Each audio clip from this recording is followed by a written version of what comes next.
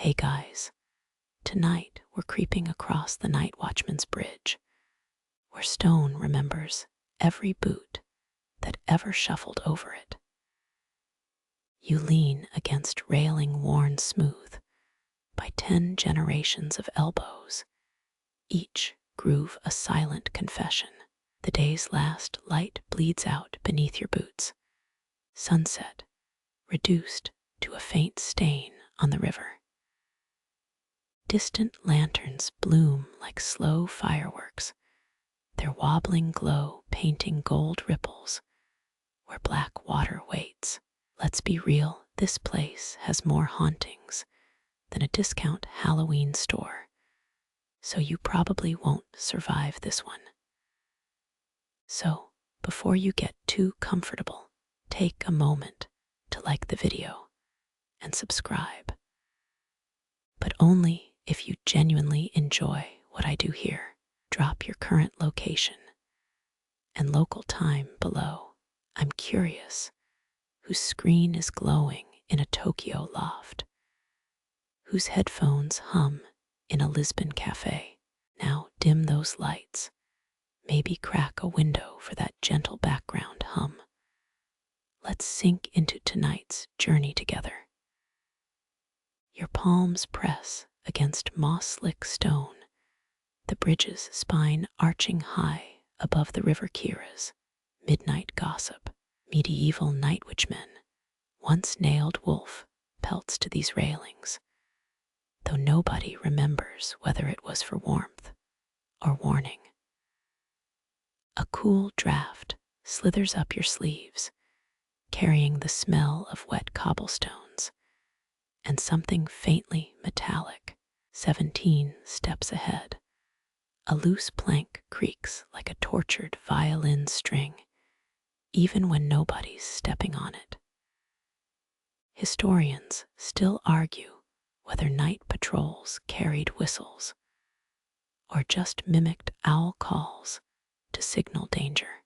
Water slaps against algae-bearded piers below, each splash sounding a bit too much like a whispered word. That flicker on your left isn't a firefly, it's the widow's candle in her third-floor window across Clay Street. Fun fact, bridges like this often had wish stones, pebbles soaked in vinegar, and pressed into cracks for luck.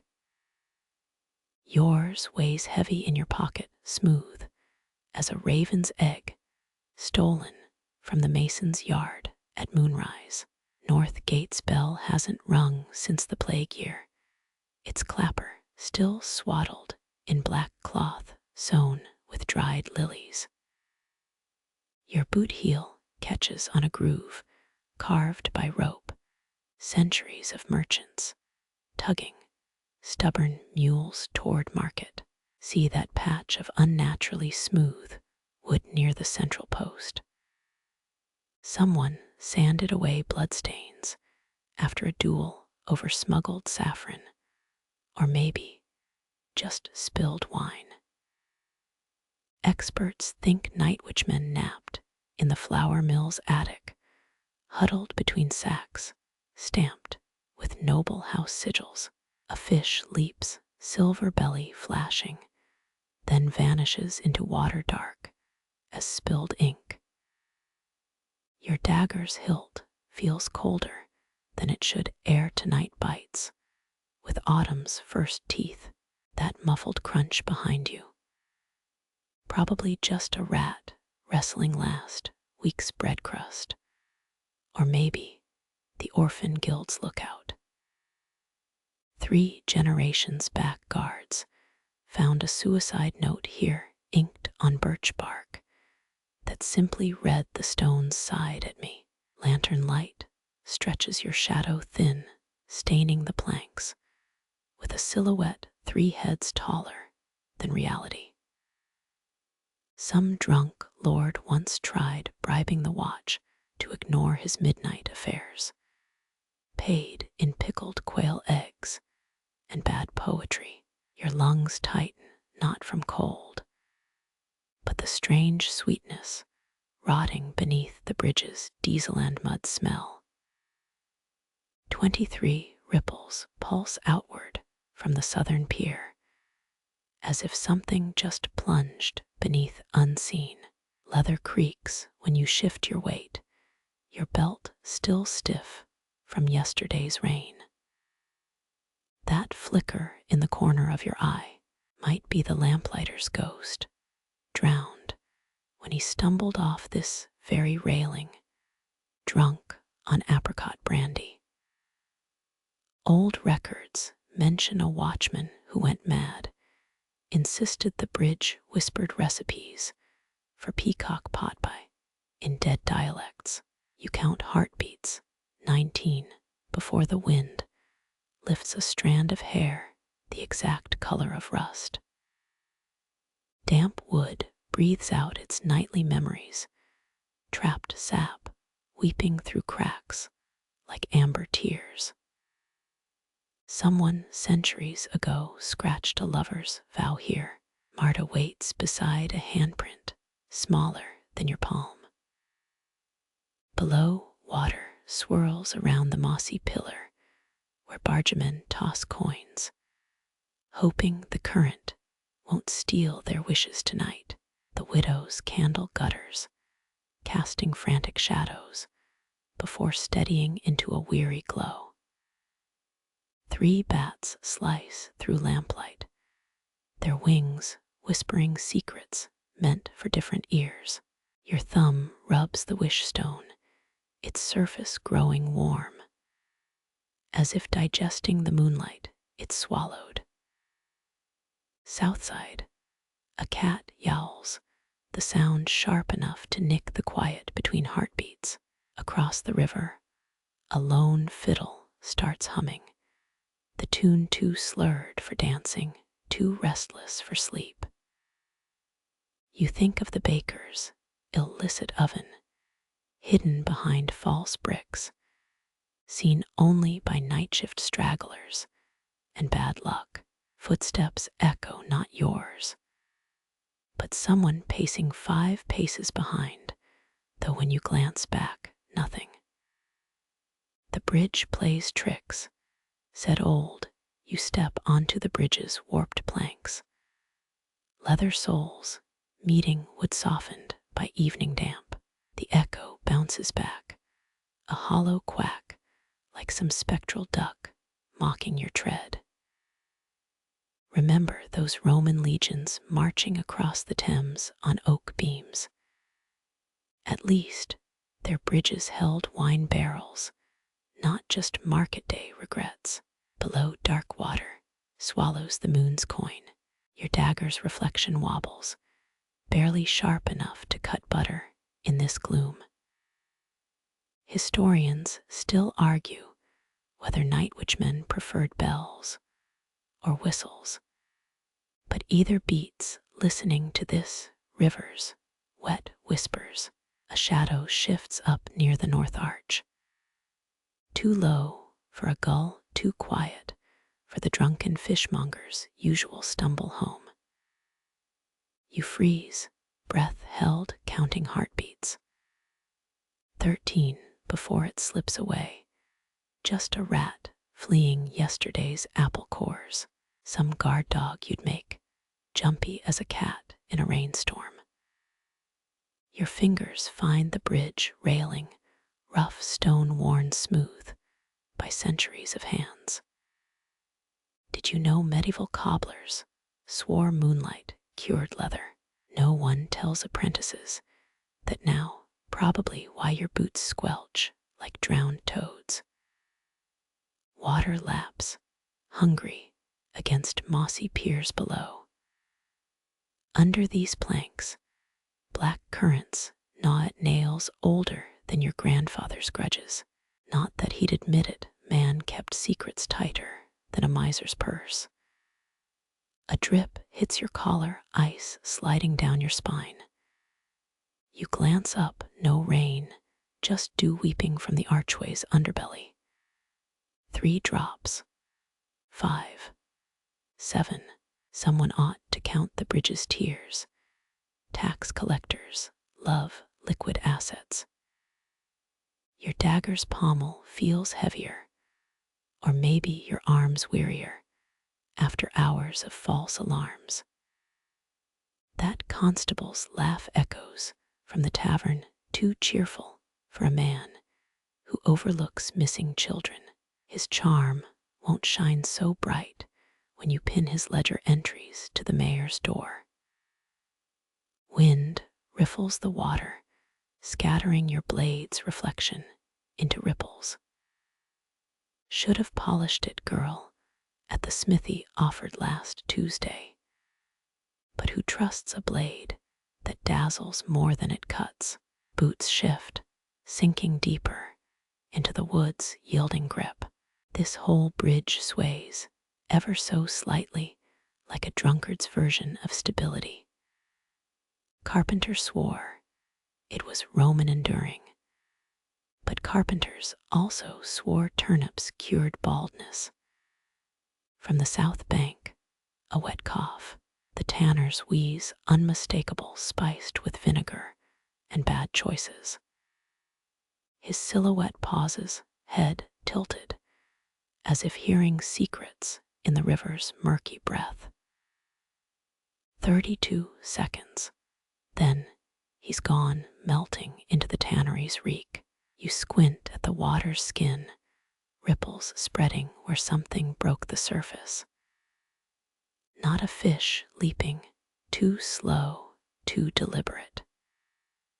Could be an eel, could be the miller's wife, ditching another bottle. Historians scribble about knights and crowns, never about women who drown their sorrows in silence. Your thumb rubs the dagger's nicked edge, a habit worn deeper than the blade's own scratches. That notch near the hilt came from prying open a spice crate. Cardamom smuggling pays better than patrolling. A moth brushes your cheek, wings dusty as old ledgers. It flutters toward the lone lantern, doomed poetry in motion. You could warn it, but fire's the only thing that listens these days. Shadows thicken, nesting in the bridge's ribcage.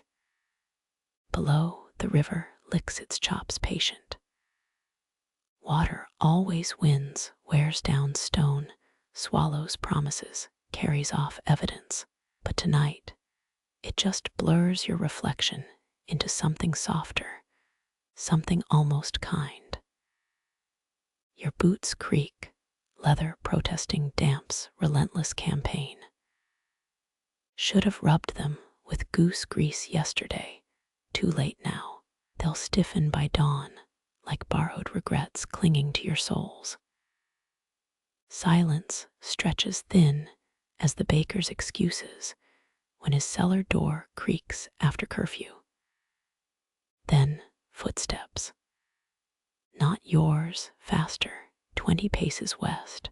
You melt against the stone, let darkness pool in your hood. The steps fade, not fleeing, just dissolving into the night's throat. Could be nothing, could be everything. You watch the water erase the proof. Above, stars smudge behind clouds, the heaven's own fingerprint on this grimy hour. Your dagger's tip taps the rail 9 times, counting seconds until something real happens. Beneath the bridge, the river exhales, a sigh older than kings. It knows your name, whispers it against the piers, but you pretend not to hear. Water's full of empty flirtations anyway. You shift your weight, plank groaning like a sleepless grandfather.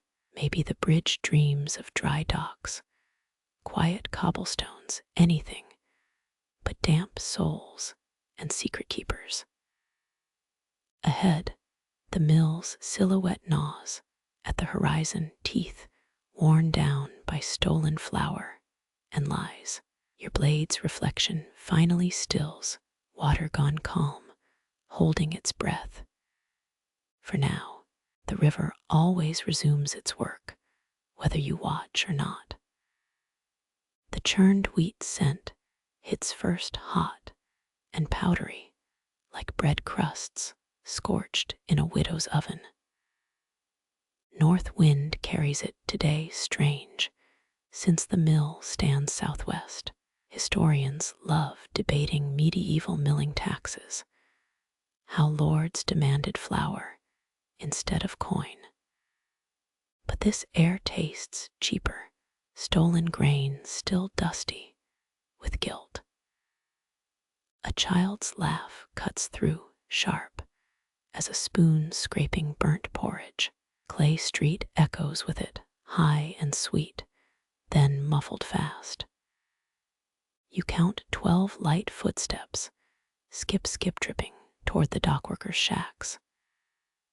Against them, heavier treads hurry, 23 thumps, the miller's boots dragging fatigue. His shadow stumbles into view flour, crusted in his beard, like premature snow.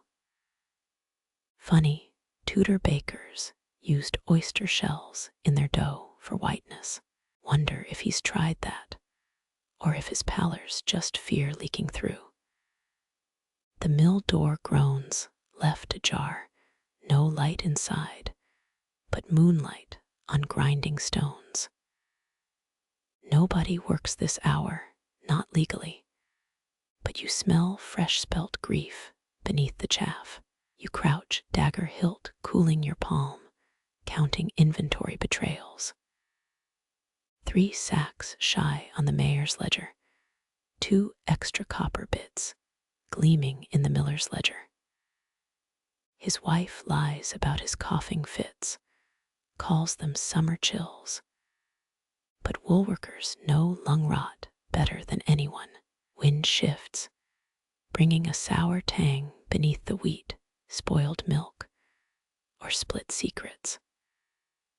Watermills were rebellion hubs, once underground presses, rolling out whispers alongside flour. Historians still argue whether windmills spread truth faster, those sails catching more than just breeze. One tiny handprint greases the mill's threshold, index finger crooked like the widow's boy's bent nail. Below it, a scuffed sack spilling emmer grains, too valuable for street brats to ignore. Miller's boot scrape pauses his sigh, fogging the doorway brief hesitation before darkness swallows him whole. Silence again, but for the mill wheels drip on still water. That broken melody from the bargeman's flute drifts back, missing 3 notes, haunting as a skipped grave prayer. You wipe flour dust from your cheek, grit lodging in every crease. This job's exfoliation, leaving your skin raw. Barber swore lard and ashes cleared pores, but you'd rather trust a stray cat's lick. The child's laughter flutters again, faint now, drowned by the river's wet, chewing against pylons. Little fool shouldn't play near midnight currents, but hunger guts fear faster than pike bite crumbs.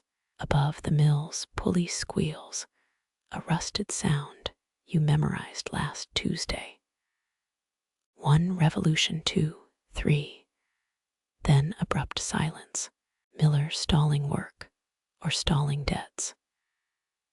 Your thumb traces that dagger notch, cardamom smuggling, feels cleaner than watching starved mouths root through chaff. At least spice won't stare back with hollow eyes. Shadows pool thicker where mill walls lean, sagging toward the river's embrace. Whole place feels temporary, 1 storm shy of collapse. Yet it stood longer than the chapel across town. A cough rips through the night, the miller's unmistakable wet bark. Too many breaths between fits, 37 by your count, suggests more ribs bruised than lungs rotting. Clay streets mud glistens, leading toward rosemary alleys, jagged teeth. Child's footsteps vanished with their echo, just the miller's labored breath marking time across the dark. Wind snatches his muttered curses, spinning them off toward the tanner's yard, making your dagger edge accidentally prick still air. Water swirls greedy below the millstone runoff, flecked with something pale and glittering. Not wheat, too coarse salt smuggled in sheep gut pouches. River mud loves swallowing contraband. Let the current bury that business deep. Your boots sink in mill grime, leaving prints where no honest person treads after dusk. Could blame rats tomorrow, those fat mill guardians, with tails longer than constables' morals. Ahead, the widow's blue curtain trembles, her candle snuffed too fast tonight. She counted footsteps too, you know each thump a phantom sun's return. 2 drips hit your collar, bridge dew, or millstone spray, both equally cold, should warn wool, but beggars knit better than you bargain. The scent shifts again, burnt this time flour, drifting too close to lantern heat. Miller coughs louder, ashamed blaze, smothered fast, ledger balances. You guess, feeding flames faster than baking ovens.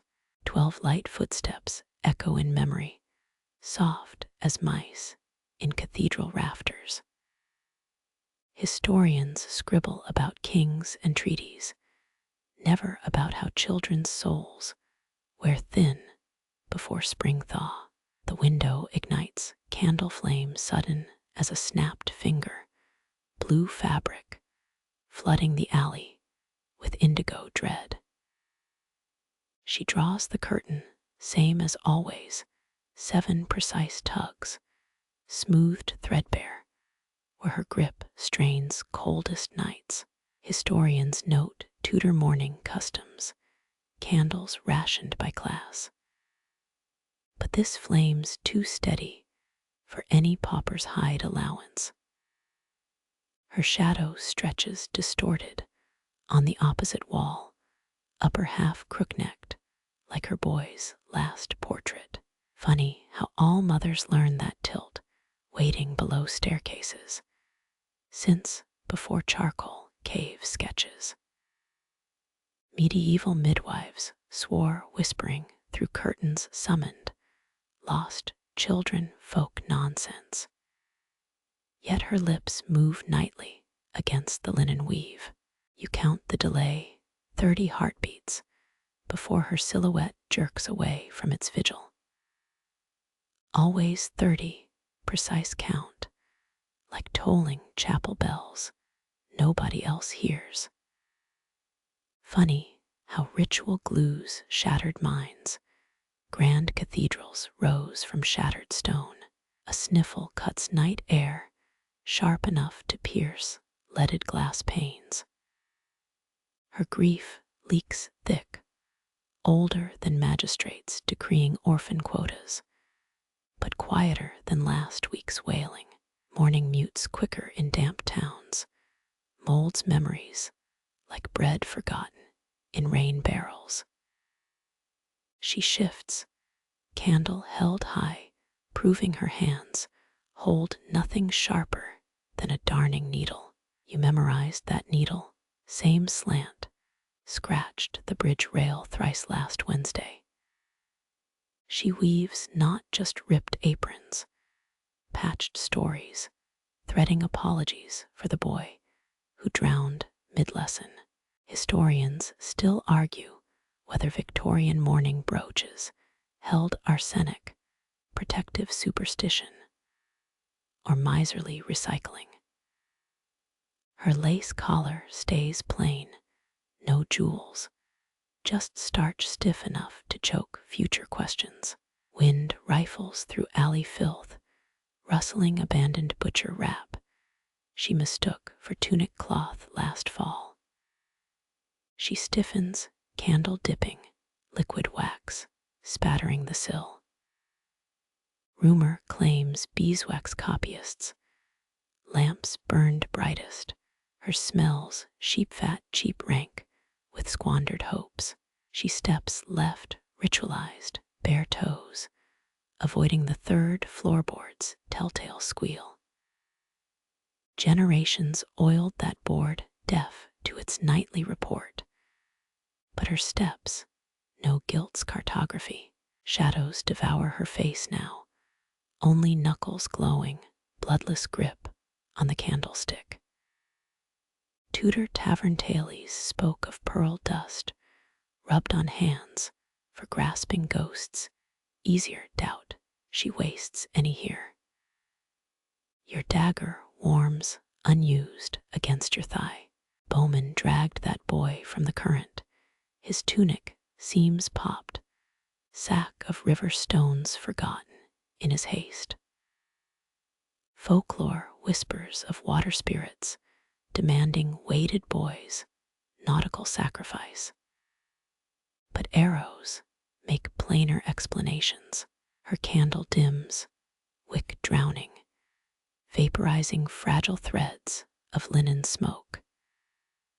Shoulders tremble like beggars' curs, yet not from night's chill. This house holds October in its marrow, year-round. A cat yowls one street over, snuffling through fish scrap discard. She whirls, candle spraying gold across ceiling beams, momentary hope curdling to almond-eyed disgust. Below, cobbles glint where ink drop-dried night before her son marched off. Black spot grew daily, mocked her scrubbing, until street vendor dumped pickle vinegar to dissolve it. Even sourness failed against memory's stain. Her left hand flutters, less a gesture, a ragdoll seizure of withheld impulse. Apothecaries peddled tinctures for hysterical limb agitation, foxglove rubbing oil. But true relief outcosts grieving menders' purse-weights. Chimney smoke plumes right on midnight's schedule from Squire Mallory's pointless West Wing hearth, flame show for taxes evasion. His man's skinniest, coal grubs this side of debtor's prison.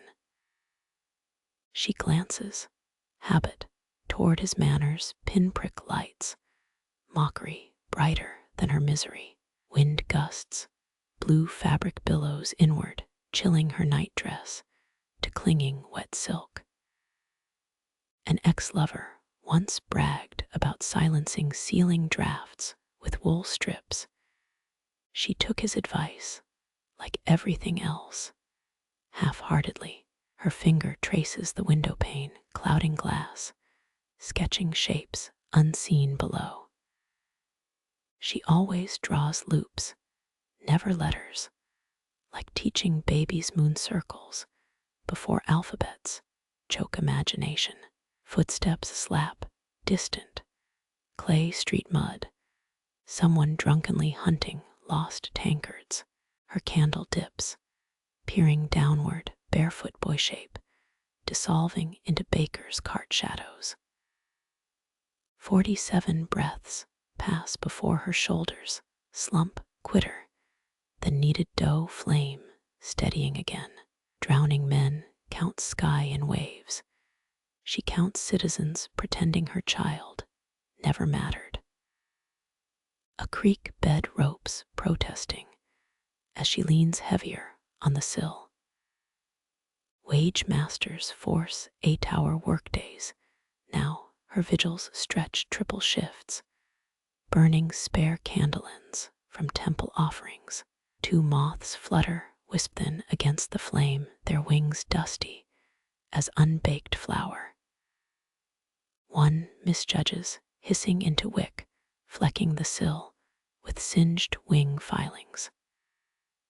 Second follows, learning nothing, like suitors breathing too close to a witch's brew. She cups the candle, protective. The warmth isn't mercy fire, shows survivors. You spot ink spots on her palm, faded scrap letters, returned from tutors declaring her son lazy, slow. Wind snuffs the flame, abrupt darkening the room into sudden blindness. She doesn't gasp. Seasoned mourners embrace the black, its camouflage, as comforting as borrowed shrouds. Street lanterns barely lick her sill now, sepia glow softening her profile. Residual candle scent clings, burnt fat beige, mingling with rosemary sprigs she stuffs in floor cracks. One moth lives crippled, stumbling across the candle wax swamp. Her fingertip nudges it toward safety, inexplicable kindness, wasteful as trying to teach stones to cry. Sweat cools on your neck. Not all moisture comes from river mist as her curtain jerks shut. Final act, every night, like sealing a tomb with the corpse still blinking. Lantern beams below stretch her shadow, gigantic, one last time against peeling plaster. Some queens commissioned stained glass to win God's pity.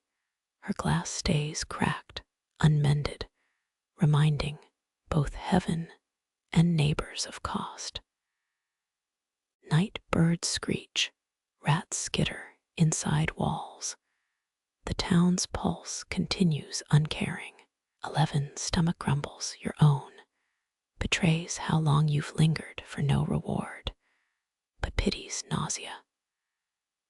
Bargeman's flute finds its missing notes, haunting tune drifting toward unsleeping windows.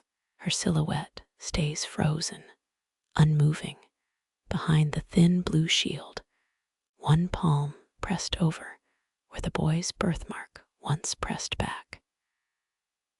Dawn snails closer there, east beyond brewers' crooked chimneys, last chance for tears, valuable commodity, trickling down alley drains toward oyster beds, full of pearlesque grit. Her curtain sways, minutely testing some unvoiced question against night's indifference. No answer comes, just the mill's wheel resuming its slow slaughter of river's flow.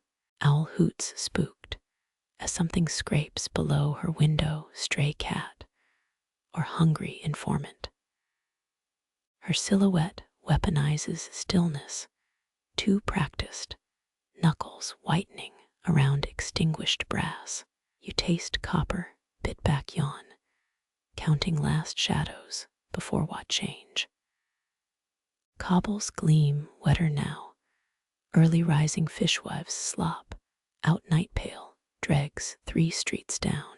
Her outline shrinks, retreating into unwelcoming sheets. Sleep a myth, she stopped chasing months past. Candle stub abandoned, oily smear, joining the board's ancient stain collection. Morning fog blurs lantern halos, making street lamps weep gold down Clay Street's gully. Her window darkens, final surrender, blue fabric bleeding gloom into alley's grayscale yawn. Last moth dies, crushed under your boot sole, unobserved casualty. In this silent war she wages against dawn. Squinting, you spot tiny teeth, marks in the window frame, rat nibbling grief's architecture bare.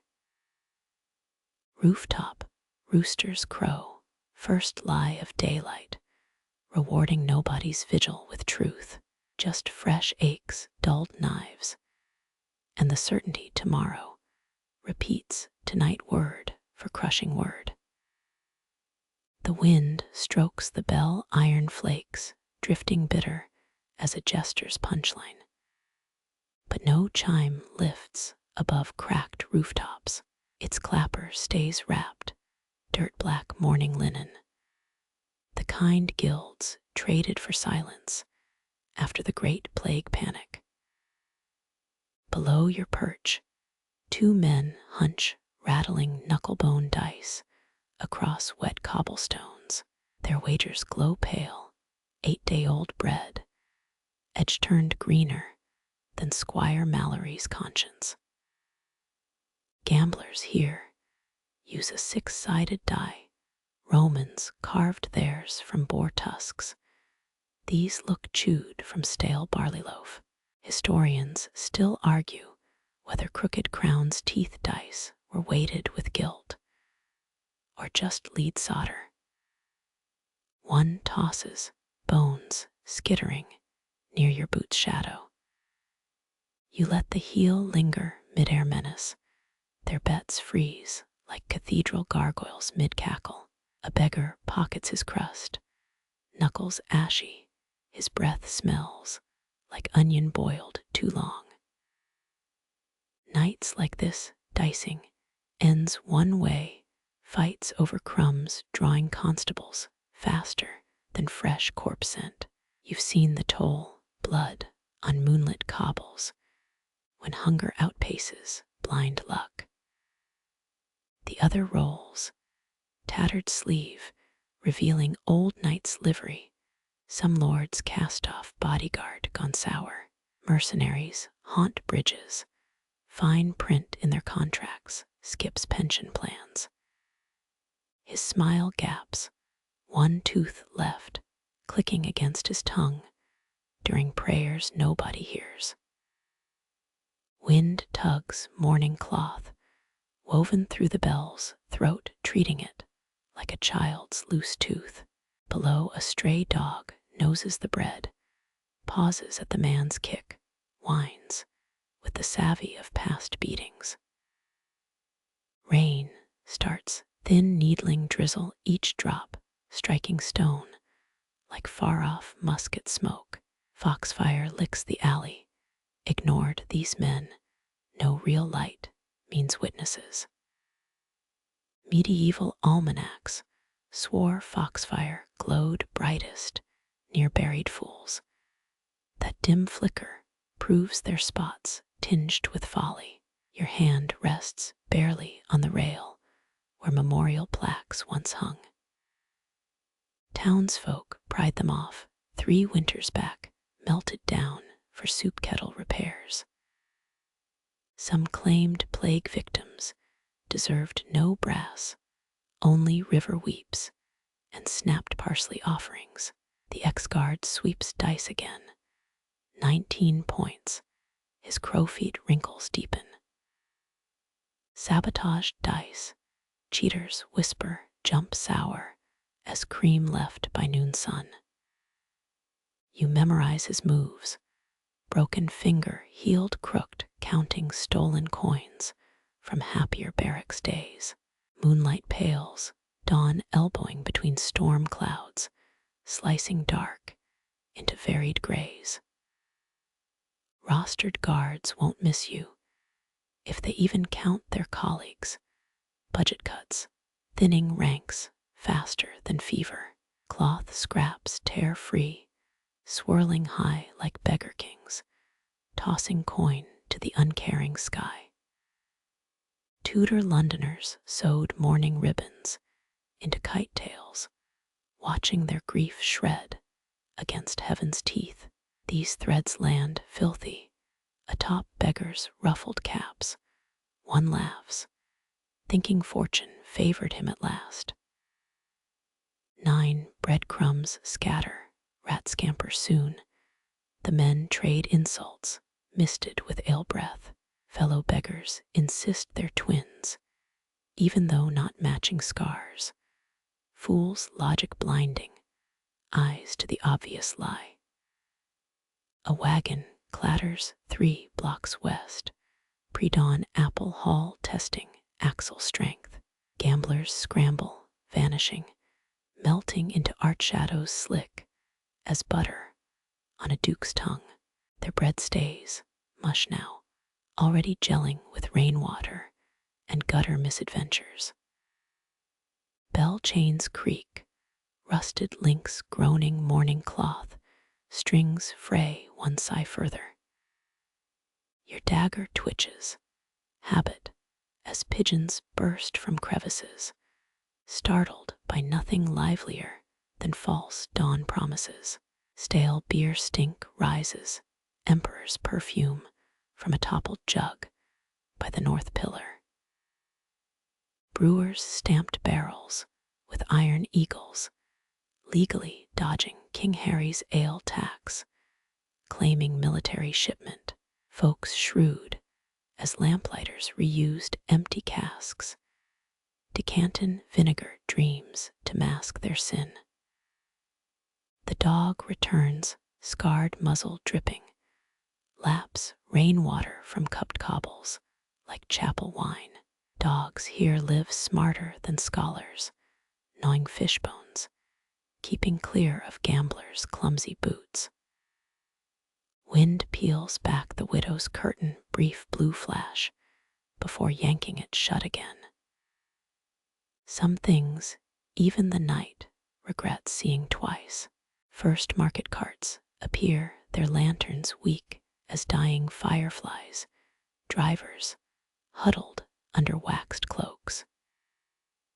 Gamblers resurface, snatching bread, offering silent nods to your unmoved boots. Their fights over, truce sworn in mold stink, hunger outlasting anger when the crowd thickens. Bell rust floats, brown snow, flecking your tunic cuff like dried blood specks. Merchants will claim the stains mean good luck, quick credit. Good luck's another gamble here. Your shift ends, hollow footfalls echoing. The north gate's watchtower clock strikes thin air. Bells still mute, choked by grief, and a lieutenant's forgotten orders.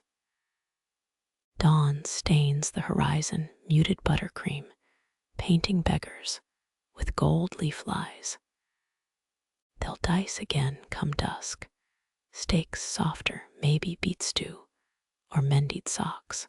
Resurrection comes cheapest in parceled portions. Ground fog thickens, swallowing their retreat, bellcloth billowing like a drowned man's last breath. Taste metal tongue pressed to the rail, proving it's still colder than mercy's memory. One gambler glances back, grins toothlessly, holding up empty palms saint pure as fresh dug graves. His performance deserves applause, played to an audience of rain-rotted wood and stone-faced guards. North gate groans open, wood protesting, grooves worn deeper by bribes than honest entries. The bell stays shrouded, sentenced to voiceless eternity, a brass tongue bound tighter than scribes' secrets. Bakers' ovens belch heat, sudden making the bell weep condensation like lukewarm regret. People call those streaks angels' tears, punishment for sleeping through mortal screams no bell could alarm. Morning smiths begin, hammer clangs destroying night's fragile truce, their rhythm password to day shift's drudgery. By midday beggars' diced bread gets swept unmourned into gutters, unreadable ledger of loss. A fly lands bold atop the morning cloth, testing death's bouquet before humming toward fresher decay. Every gate keeps its own requiem, sung sideways to those leaning close enough to hear pauses between notes. Boots squelch mud, heading south, the watchman's soft, Refrain dissolving into market clamors. First verse. North Gate's bell records none of it. No custodian awake to unwrap its clapper's muffled scream. Pigeons reclaim the arch, preening, ignoring man-made silences. Their coos soften the rust's edge, promising nothing beyond sunrise shreds and gutter peccrites. Last dice lay abandoned, one showing 5 pips, chewed edges telling stories of too many desperate throws. Even chance tires, eventually, of hands that grip too tight and pray too loose. 10 paces on you glance back, finding nothing hungrier than fading shadows. Bells are built for ringing. This one learned muteness is the only requiem bridges remember past dawn. Rain returns, noisier, washing gamblers' sins and watchmen's yawns, downhill toward the tanners, stinking vats. Dog tracks mark the mud, 3-toed, leading west toward butchers' scraps and unequal kindnesses. Damp seeps into your collar, city's baptism, welcoming all who trade warmth for witness. Better soggy linen than the bell's choked throat. Yes, better damp breaths than air strangled silent by morning's cheap cloth. Blacksmith's apprentice passes, whistling, oblivious to night's leftovers clinging stone. His hammer swings future rhythm, ignoring present rust, and past regrets stiffening the hinges. Sun fully breaches, bathing the bell in false cheer, orange light, catching iron rot's jagged teeth. Angels might weep here at noon, if angels lingered anywhere but fresco lies and dry psalms. Your stride quickens, lone figure retreating, knowing North Gate holds its breath until twilight. Beggars will gather, dice will fly, wrapped clappers staying mute as sin's tightest kept ledger. The bell shudders wind's final nudge, and for one breath it almost looks ready to toll. Almost. Truth hides best in daylight, shadows shrink. But rust never sleeps, just waits for moon's return to feast.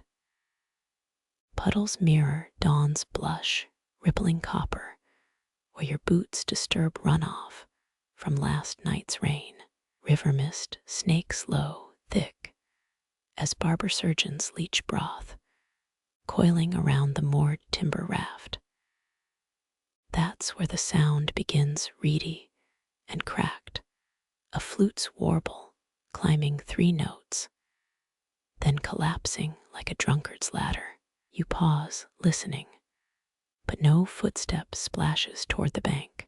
Raft planks gleam, waterlogged their rope, fraying 1 strand per tide.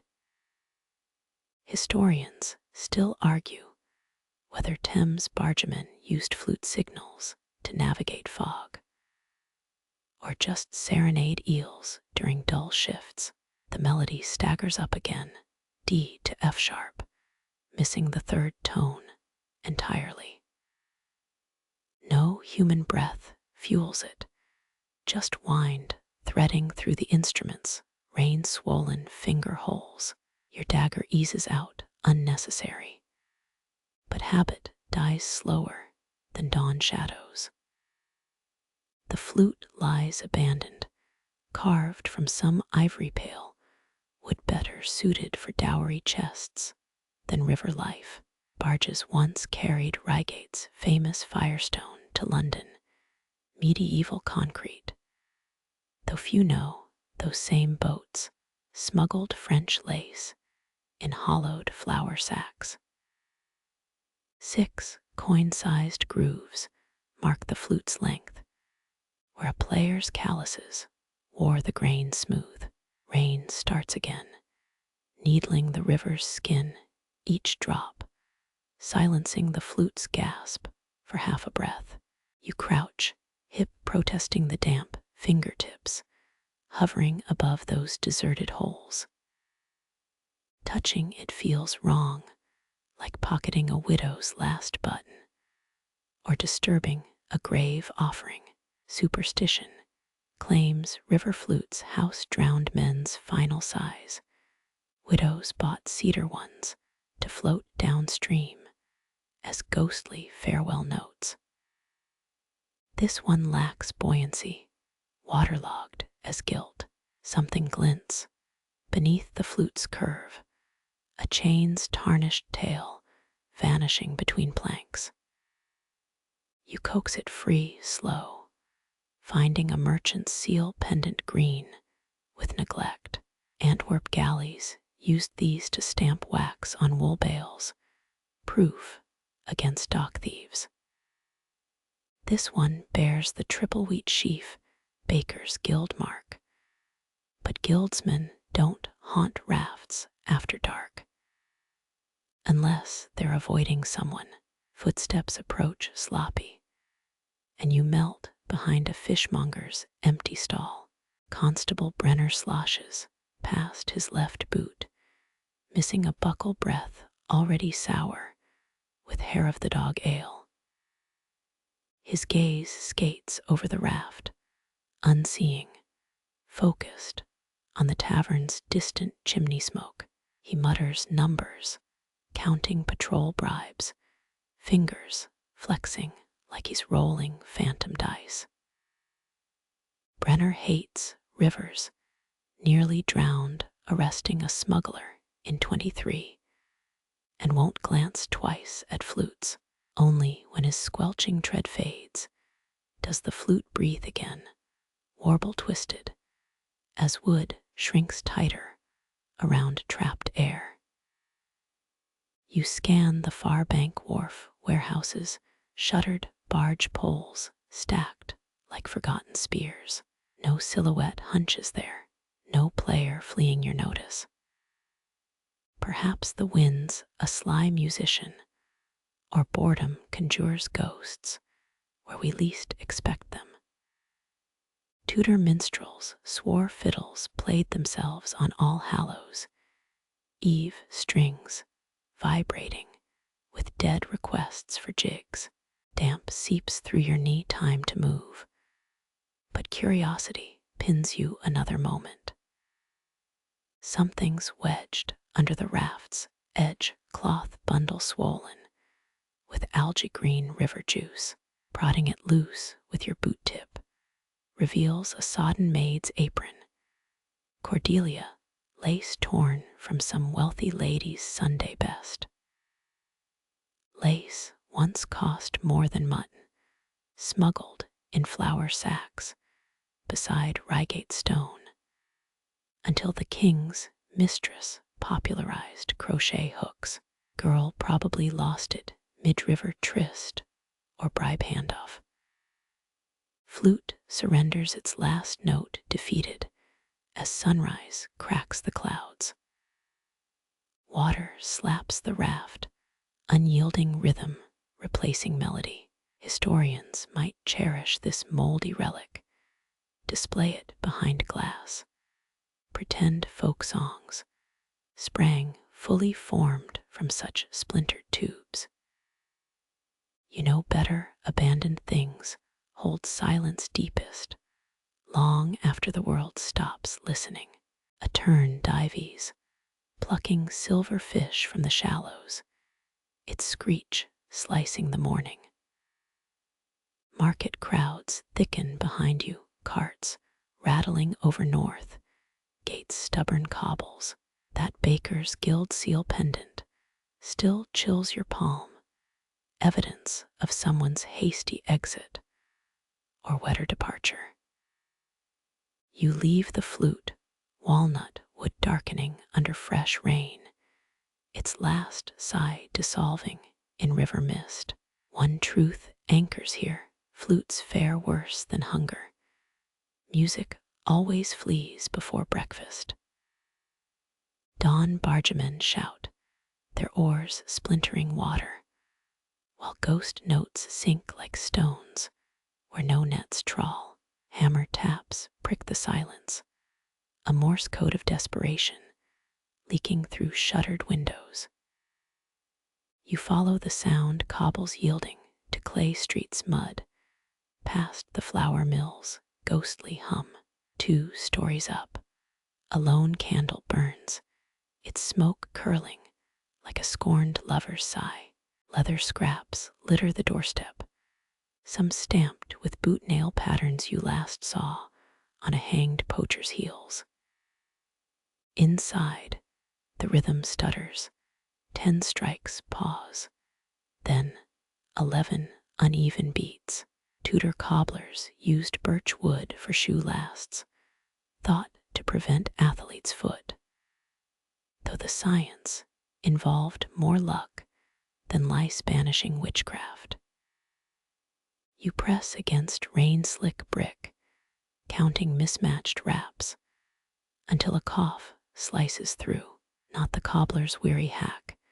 This pitch belongs to youth, raw as skinned knees. Through a shutter's warped slat, you glimpse the scene. A girl twists in bed, sweat-plastered hair, her ribs shuddering with each gasp. The cobbler hammers, not shoes, but a wooden bird whose wings dip toward the floor. His workbench holds no nails, just chisels carving feathers from oak scraps. A medicinal stink wafts down burnt thyme and vinegar poultices, failed defenses against the cough gnawing her lungs. Historians still argue whether medieval guilds took apprentices as young as 7, or if parents lied to secure spots for their 8th born. The cobbler's hands betray his age, knuckles swollen like garlic bulbs, yet his strokes stay frantic. Every peck of steel on wood echoes the girl's ragged breaths. 2 oil lamps fight the gloom, casting twin shadows that mock his efforts, birds that will never fly. He murmurs, too low to catch words, but you recognize bargaining tones. The same cadence fishermen use pleading with storm clouds, or drunks negotiating with locked tavern doors. There sits St. Crispin's votive statue, patron of shoemakers, jaw chipped off long ago. Someone glued barley grains to its base, a starving man's bribe for miracles. Another cough fractures the air, wet and jagged, followed by a whimper even the street mutts would pity. The cobbler grabs an inhalant cone steaming herbs, holding it beneath her nose, till her fists unclench. 17th century, quacks swore rosemary smoke cured consumption, ignoring the drowning sounds from their patients' chests. He returns to the bird, this time sawing a nest from pine scraps, one splintered curve cradling the carving. Superstitious cobblers hid left foot, shoes under thresholds, believing right foot only displays warded off gout demons. This man clearly plays by different rules, digging through a chest for something, his fingers close around blue ribbon, the exact shade of drowned Millicent's bodice last spring. Ribbon snakes through the bird's beak, a makeshift pull string dangling limp. The contraption resembles a toy, but you've seen plague doctors hoist similar devices to drain pus from buboes. Her coughing mounts, a relentless drumroll forcing him back to her bedside. He sponges her brow, watery broth dribbling down her chin, before resuming his carving. Almond oil lamps once lit hospital wards, their scent masking gangrene, though rosemary and panic provide tonight's perfume. His chisel slips, gashing his thumb, and blood beads like garnets on the bird's wing. He sucks the wound, gaze darting to his daughter, but she's beyond noticing.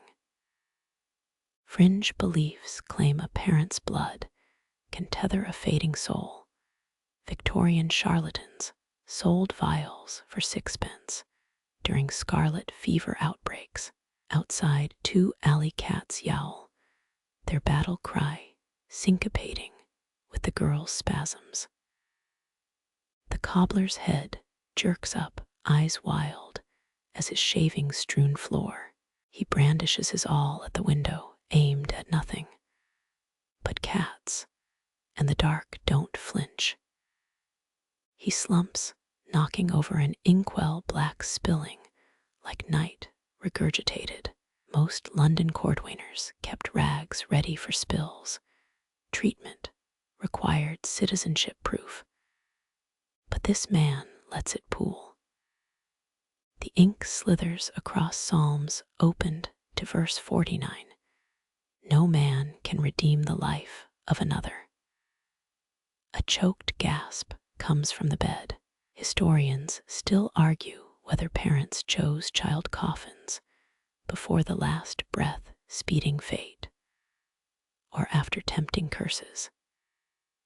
He sprints to her, no longer cobbling, just crouching, palms pressed, as if sealing cracks in porcelain.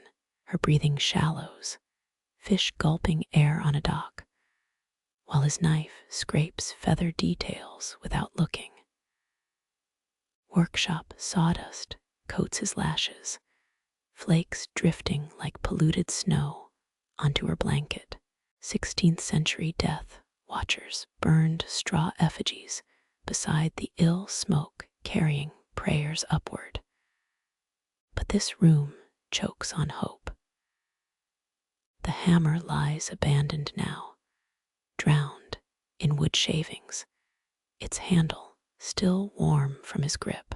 Night creaks, an empty cart groaning down Milk Street, and the candle flame bends away from them both. Her chest stills midway, a broken bell toll, half-breath trapped between collapse and release. His hand hovers above her mouth, feeling nothing, then recoils like burnt leather. He kisses her temple, lingering, before returning to the desk. Ink stains his sleeves, blood cakes under nails. Yet his carving knife moves calmly. The bird's tail, feathers bloom intricate, each barbule painstakingly scored. Dawn leaks through cracks, gray yolk smeared across the workshop floor. He ties the ribbon tighter, forming a new smooth loop, then hangs the bird from a ceiling rafter. It spins slow, casting a crucifix shadow over her still form. Outside, Clay Street stirs, forging new sorrows before breakfast.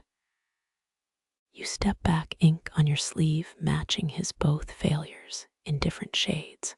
No toy, however sharp-winged, can pierce heaven's indifference. Today's boots will need double soles. The grieving walk hardest when pretending to stand.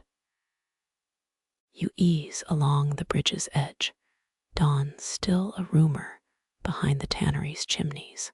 Stone fists grip the rails, cold biting through worn gloves as you scan river mist for early barges. The sweetmaker's shop squats below, its candy-striped awning sagging with last night's rain, sugar spun delicate as angel hair once crowned his window. Now just smudged glass glares back. A crash shatters the quiet like a chandelier meeting cobblestones. Two shadows burst from the alley, bare feet slapping stone, arms cradling lumpy sacks. Their elbows jab the air, all angles and hunger, too frantic for stealth. Olden sweet makers hoarded sugar like gold spice roots could break kingdoms. Yet these thieves risk hanging for lumps smaller than hen's eggs. One sack rips against a rain gutter, crystal shards spilling in their wake. The sweetness melts fast, seeping between stones, drawing a line of ants brave enough for dawn patrol. Historians still argue whether sugar thieves faced harsher penalties than grain stealers, records burned in the Great Chancery Fire. You crouch, fingers brushing the grit, its sparkle already turning to syrup under your touch. The smaller thief trips, clutching a clay jar stamped with a B, its lid chattering like loose teeth. 16th century quacks prescribed sugar for scurvy, not sticky fingers, though neither worked against the gallows. A trail forms behind him, tiny amber puddles mirroring the street lamp's dying glow. Halt! The shout comes from the north, a night watchman's voice hoarse as a crow. His lantern swings wild, light carving arcs across the thieves' backs. They scramble faster, spider leg, limbs pistoning, hurling sugar lumps as distractions. One missile smacks a shuttered window, waking the latch-jangling fury of Widow Hemsley's terrier. Sugar dust rises, powdering the damp air, floating motes, catching the first gray light. You track their path, past the chandler's shop, its sign promising 2 for $5 on moth-eaten candles. The thieves swerve toward fishmonger's stairs, where the sea breeze might hide their trail. Their stolen bounty dwindles, dropped pieces clattering downhill, gathering speed toward the river. High theft in the spice trade changed entire tax laws. Yet here, it dissolves like spun sugar in tea. Town records mention a curfew breaker who drowned clutching a honeycomb. Was he fleeing or savoring his loot? One thief ducks under the knife sharpener's cart, the other vaults, a rain barrel his heel, catching its rim. He sprawls on the quayside, clay jar rolling from his grip, its last sugar cubes spilling like ivory dice.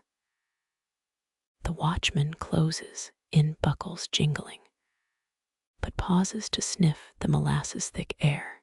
Your boots find the stairs, each step slick with dew and dissolving loot. Sugar grains crunch underfoot, their sharp scent clashing with fish guts from dawn's first catch. The fallen thief scrambles backward, crab-walking over mussel shells, while his partner tosses pebbles at the watchman's head. A sugar lump arcs through the mist, missing its mark, plopping into the river. Gulls dive, scream scolding the thief for wasting breakfast. You snatch a cube midair, its edges gritty with street dust, tongue betraying you with a taste. Medieval dentists used sugar paste for toothache, swore it helped, leaving skeletons clutching jawbones full of rot. The watchman lunges, fingers grazing a sack, just as the escaped partner heaves a crate of empty bottles. Glass explodes between them, shards and sugar mingling in the mud, a hazard for even the most leather-soled boots. Sunlight finally breaches the rooftops, turning every melting puddle to liquid gold. The thieves split up, one darting toward Tanner's Lane, the other vanishing behind the cooper's staves. You pivot, tracking the sugar trail as the watchman kicks a broken jar in frustration. Crows descend, black wings slicing the morning, their beaks stabbing at syrupy stones. Historians still argue whether sugar-based bribes saved Lord Pembroke from debtor's prison, or if that's just sweet talk for cowardice. A rat emerges bold with dawn's hunger, lapping at a caramel-like smear near your boot. From the tavern porch, the barmaid yawns, surveying the mess with sleep-puffed eyes. Her fingers twitch, palming a sugar chunk from the railing, slipping it into her apron like a secret tip. You tap your knife hilt, metallic click echoing off wet bricks, and the rat scuttles back to the shadows. Drop by drop, stolen sweetness vanishes between cobblestones, washed away by a peddler's slop bucket. The sun burns off the last mist, exposing hollow cheeks and empty sacks. Nothing left but the crime's fading stickiness. Your gloves peel away from the rail, sugar glue resisting, as the town wakes to more urgent hungers. You linger by the cooper's shed, sun warming the vinegar-sharp scent of fresh oak staves. The constable swaggers into view, badge gleaming like a carnival mirror, too bright for honest work. His cloak sits snug, freshly brushed, hiding the chainmail he never wears past dawn. Constables once earned less than stable hands, begging for bribes, just to grease their boots. He pauses at the baker's door, fingers tapping the hilt of an oversword, the blade's length illegal for town peacekeepers. The baker emerges, dough still clinging to his elbows, hands trembling as they pass a coin. Mint marks glint, a crescent moon stamped near the king's profile, illegally traded in 3 counties over. No receipt exchanged, just a greasy fingerprints handshake as the baker ducks back inside. You note the constable's smirk, chin cleft deep enough to trap crumbs, left earlobe torn like old parchment. Rumor claims he lost it betting on mole races. Underground rings flourished near the old barracks. Historians still argue whether town constables were greedier than city sheriffs. Both skimmed like cream off milk. He pockets the coin, whistling off-key, as a bread loaf thuds onto the windowsill behind him. The constable snatches it mid-stride, tucking breakfast under his arm like stolen evidence, grease soaking through his sash. His boots, too polished for cobblestones, click toward the chandler's shop. A gutter sparrow dive-bombs his head, missing by inches, leaving one white streak on his shoulder. From the alley, you catch the baker's muffled sob, kneading dough now pounding like a furious heartbeat. His shop reeks of rye and regret, the oven's glow visible through cracked bricks. Medieval purity, laws required bread weight checks. Yet no inspector visits this shop after dark. The constable stops to admire his reflection in a rainwater barrel, tilting his badge to catch the sun. Vanity before vigilance, you think, until he spins suddenly, hand on his sword. A street urchin freezes, dice clutched in dirty fingers, mid-toss beside the north gate. Afternoon magistrate, lies the boy too smooth, already backing toward the beggar's arch. The constable flips his stolen loaf, catching it with a slap, doughy indent marking where his palm struck. 10 paces away, the widow's shutter creaks open, her silhouette sharp as a paper cut against blue curtains. He takes the bait, striding toward the boy instead of the real crime, boot heels cracking like damp firewood. The urchin's dice clatter, deliberate, as 2 others scatter beneath the bridge. Historians will never prove if child spies were paid in cherries or threats. The records taste too sweet.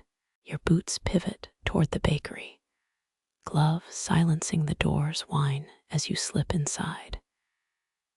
Heat slaps your cheeks, yeast and fear rising from brick floors. The baker jumps, flour puffing from his apron like ghostly surrender. He'll be back for more next week. You murmur, nodding toward the constable's path. The man's throat bobs, sweat cutting trails through flour, paste on his neck. His oven's firebox glows, embers arranged too precisely, something buried beneath the ash. 14th century bakers hid tax coins in their dough, fooling kings until the first slice. Bread's done early today, he croaks, kneading fists, denting a loaf beyond repair. Cool drafts leak where the oven's mortar crumbles. You crouch, eyeing fresh scratches on the stone below. The constable's boots reappear outside the window, halting your search. His shadow stretches across flour sacks, pausing to count cracks in the window pane. Moonlight once exposed a brewer hiding silver there. The constable pocketed half before reporting the rest. You melt behind the dough trough as the door groans open, sunlight outlining his bulky frame. His belt sags, scabbard empty again, blade likely traded for last night's ale. Forgot my toll, he announces, smile wide as a trencher, palm already outstretched. The baker's coin clinks into his grip, a second payment before noon, though no goods have left the shop. Double batches for the garrison.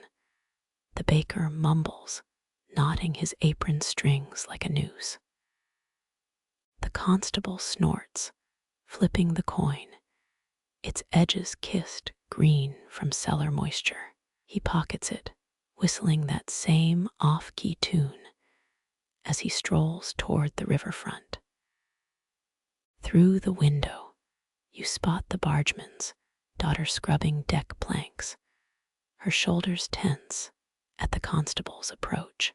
He leans over the rail, pointing at invisible flaws in her work, hand drifting too close to her braid.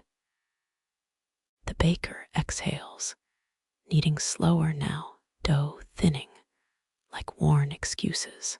You slip back into daylight, river wind carrying the constable's laughter downstream. His reflection warps in a puddle badge, stretching into a yellow smear, legs shrinking to stumps near the docks. His silhouette meets the fishmongers, their huddle too swift for honest trade.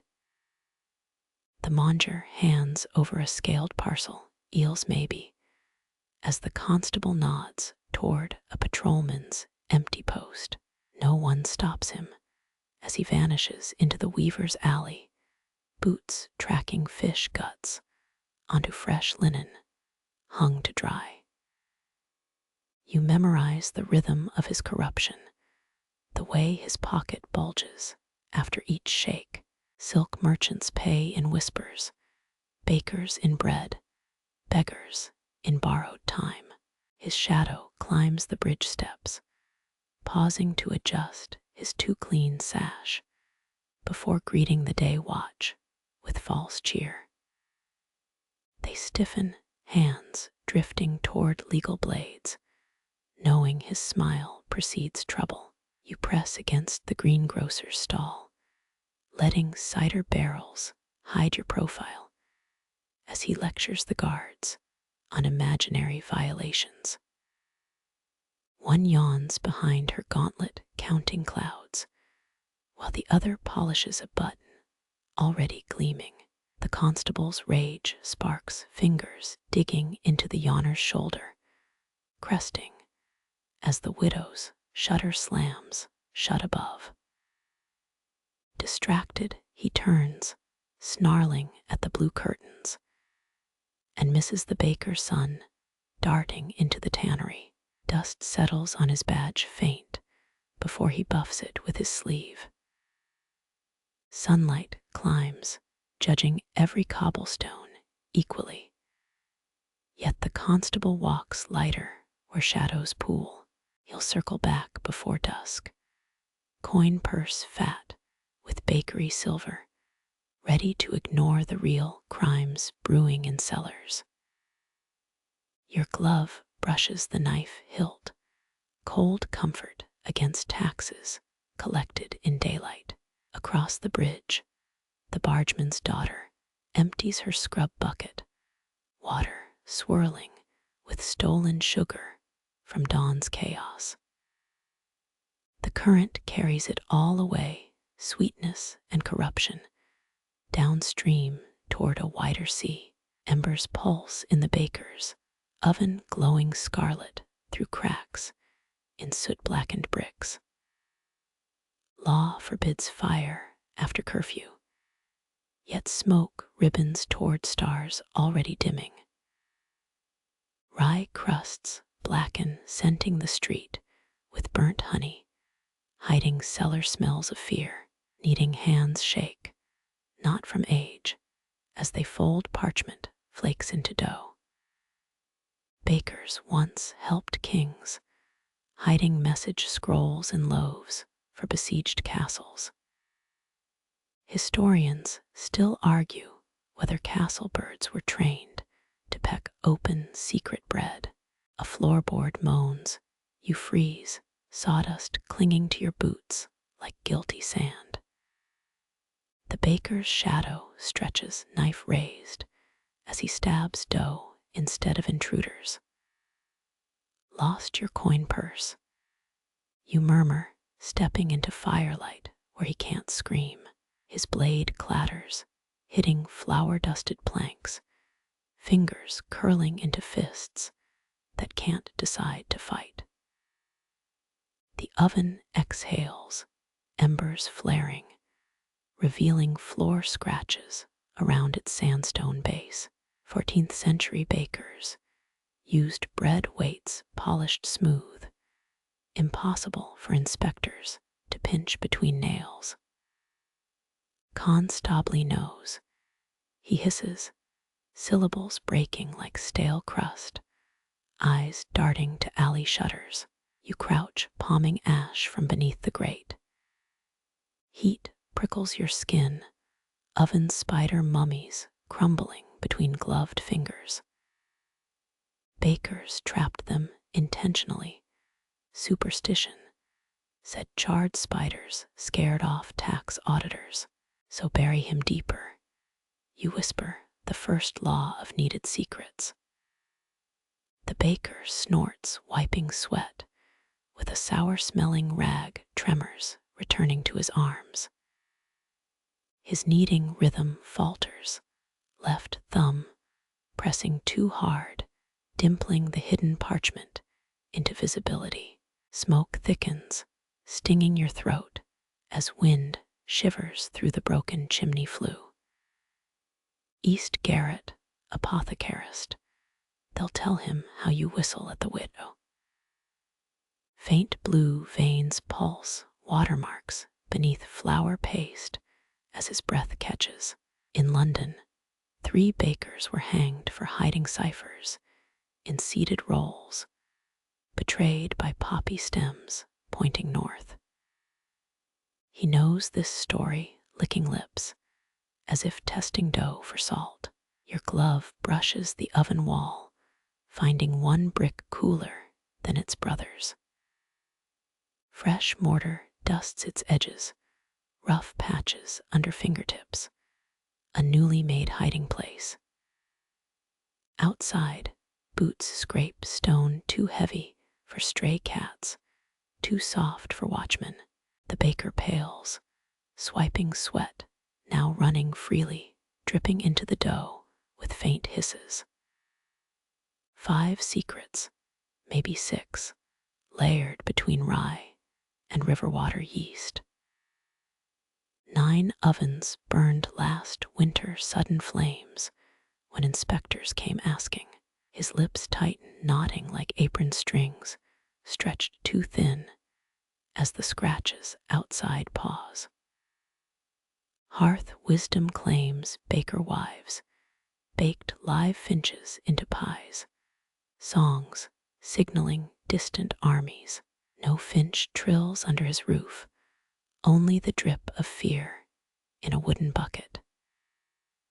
He jerks his chin toward the alley door's warped sticks, unless you lift the latch. You drift backward, flower clouds, swallowing your retreat toward cellars, smelling of wormhood and wet stone.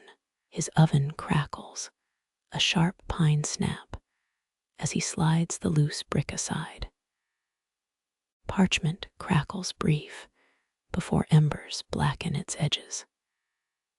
The boot scrapes retreat chased by a slop bucket's clumsy clatter. Glowing ash drifts, landing on your sleeve like false fireflies. You count heartbeats, 37, before his palms slap dough again, rhythm steady once more.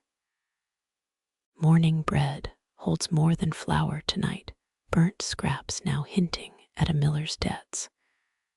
A silk trader's lies, a constable's favorite alley. He hums tuneless as willing hands shape 50 betrayals into sellable loaves. Dawn creeps, gray fingers smearing the horizon as his final tray slides into coals. No birds sing yet, but oven glow fades, swallowed by the ordinary rising of the sun.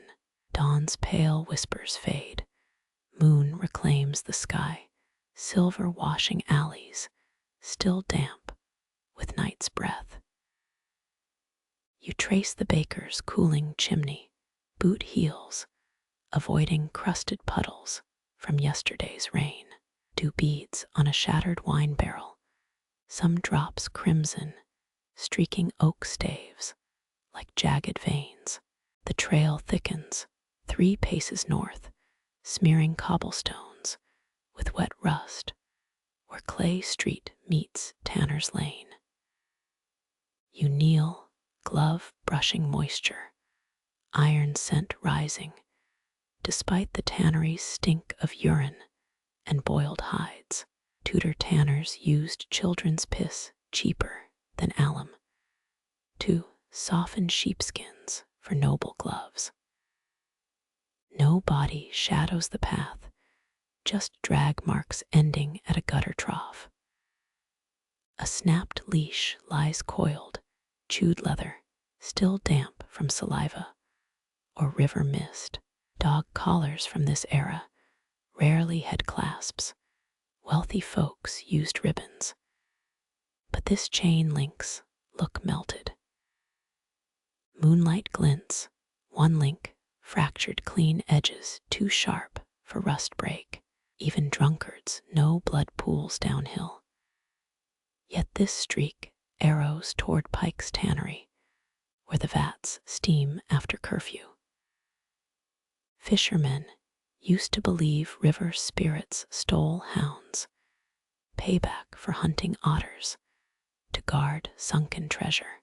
Someone's left footprints, barefoot, pressed into the red mud beside troughs.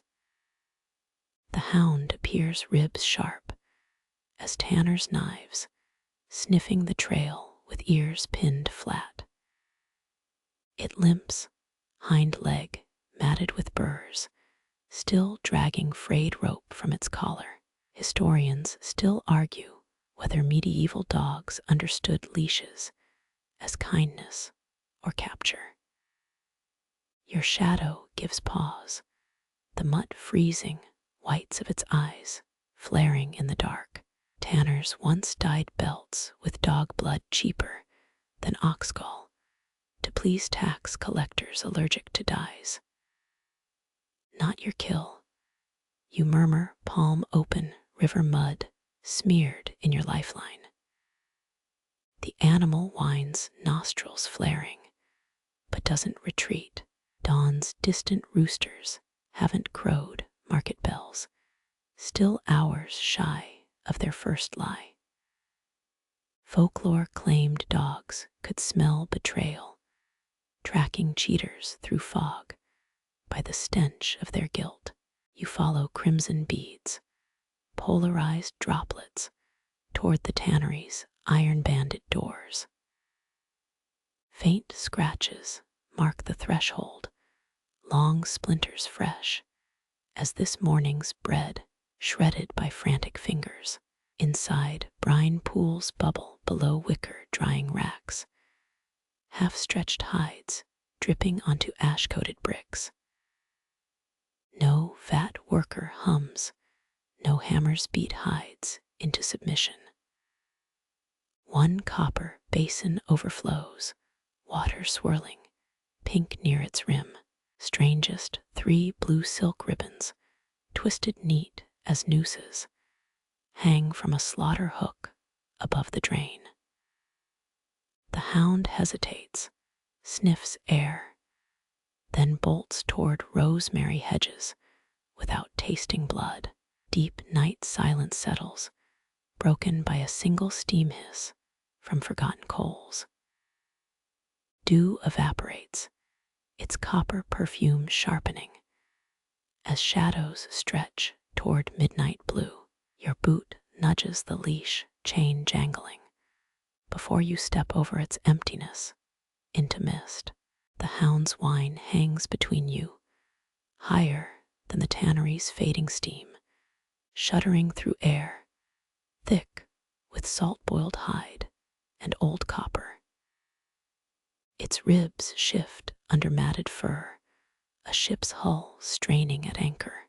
You stub your heel against the snapped leash, chain clinking like beggars' coins, tossed at confession. Reformation. England clamped devices called pillywinks on dogs' paws, gentler than human thumb screws, but just as cruel, training not torture, or so the church-led courts declared between Sunday sermons. Scavenge elsewhere. You warn the river mist, thickening your tongue. The mutt licks cobblestones, laps crimson dew then shivers, as if swallowing winter, loyalty or poison draught. Its collar glints, silver-plated links welded by apprentice hands. Could fetch 3 pints at the docks, if tugged off before rigor sets in. You crouch palm grazing grit, keeping your shadow narrow against the tannery's blood-warm wall. The dog hesitates, chain dripping between forelegs, scenting herbs on your glove. Rosemary, just rosemary, hounds trained to track smugglers. They say spooked at basil and cloves. Historians still argue whether monks bred these nose-wary curs, or if spice ships simply paid better trainers. A gate creaks south alley, wood scraping stone like a coffin lid pried open. The hound bolts toward it, chewed leash, snagging a gutter spike, hauling it short. Joints pop, pained yelp swallowed quick as it strains against metal, threaded with desperation. Moonlight slides down rooftops, catching the chain's fracture point. melted, not snapped. Why waste good candle heat on a mongrel's collar? Breech-loading pistols, still smuggled from Spain, could have blown the alloy clean. No sulfur tang here, just wet dog and broken promises. You skim fingers over the chain's curve, metal colder than river mud. Tudor law required butchers' hounds be leashed from sundown to sunrise. Some civic pride decree from Henry's gout-plagued years. Folks hid mutts under floorboards, packed grease on their collars, swore they were strays come morning census. The animal whimpers, lips peeling back from cracked teeth, nose quivering toward the night market, frying gull grease, urine-soaked alley, last week's fish heads rotting near Gull Alley drain. Why linger over blood instead of sprinting toward rot feast? Someone's voice still hooks you. You murmur, knowing full well hounds live by scent, not sentiment. Mill workers claimed dogs once led guards to hidden priests, not by barking, but weeping by their knot-hole hideouts. The hound strains, thrashing, chain shrieking against spike. It's dawning on you why half-loaded skiff, remember. Unstable current, 3 nervous punt kicks from drowning. Owners young, so careless, leaving a beast's chain knotted to soaked wood. Work boots scrapes, street corner, leather soles slow as hanging judges. The hound freezes, muscles locked in a lean left paw hovering midair. Proof of loyalty. Came the whisper man-shape merging with tannery smoke, shadow longer than any tradesman's cloak. Your dagger finds air, slow as disbelief, edge-catching lantern spill from Pike's noonlit window upstairs. Blood streaks on glass, handprint small, drying at the edges. The hound bays, horse racket, chain snapping taut toward the alley gate. Figures blur silk, too blue, boots too quiet for honest work. Barefoot prints, same ones, marching toward fruit carts from last hour's script. You sprint, throat clutching at brine stink, as the chain sunders completely. Hound vanishes, no clatter, no whimpering fade, just sucked into fog thicker than the baker's rye dough left to rise. Glove brushes fractured chain, soot marking the break. Smooth, oil-polished, a knife slash for grief's severance. Behind you, rinsing water trickles, pink swirl circling the drain, blue ribbons fluttering now like foundling flags. Distant splash, North Pier, turning tide, embracing the weight of choices. Chains sink, anchoring nothing but silt-clouded regrets. You backtrack, heel on the leash, snatching it taut. Empty collar gleams, all sweat, and no teeth marks, like it was slipped off, not torn. A laugh spirals, child-high, from Clay Street's flour mill. The hound howls reply, ricocheting across rooftops. No chain left to hold history's echoes. The moth-wing scent hits first, faint decay, wrapped in honeyed smoke, as you duck beneath the chandler's splintered awning. 7 coppers shift in your pouch, each clink, timed to wet cobblestones underfoot. Fear sells after midnight, priced like his cheapest tallows, but you're counting wicks, not prayers tonight. His window candle glows, 2 even third of an inch, pebbled with air bubbles. Cunning work, who smooths wax around moth tunnels, if not hiding poor flax cores. 16th century chandlers often mixed chimney soot into tapers, not for color, but to repel nibbling mice with acrid fumes. That won't save this one's frayed reputation or your patience. 245 special murmurs a voice rougher than the label's inked script. He doesn't lift his eyes from the ledger, quill scratching out numbers like a cricket's hind legs. Historians still argue whether London chandler guilds mandated crooked deals or just attracted third sons with shifty arithmetic. You press a thumb against the nearest candle warm wax yields, no brittle snap of rosin filler. Beneath the oily sheen ridges carve moon-shaped grooves. Fingerprints, deliberate, like builders pressing stones into cathedral walls, smart, tricksy, and dangerous. 2 coppers per as marked. You counter palm on the countertop where sawdust clings to old bloodstains. Your dagger's hilt bumps a shelf, dislodging dust, motes that dive sparkling into the nearest flame.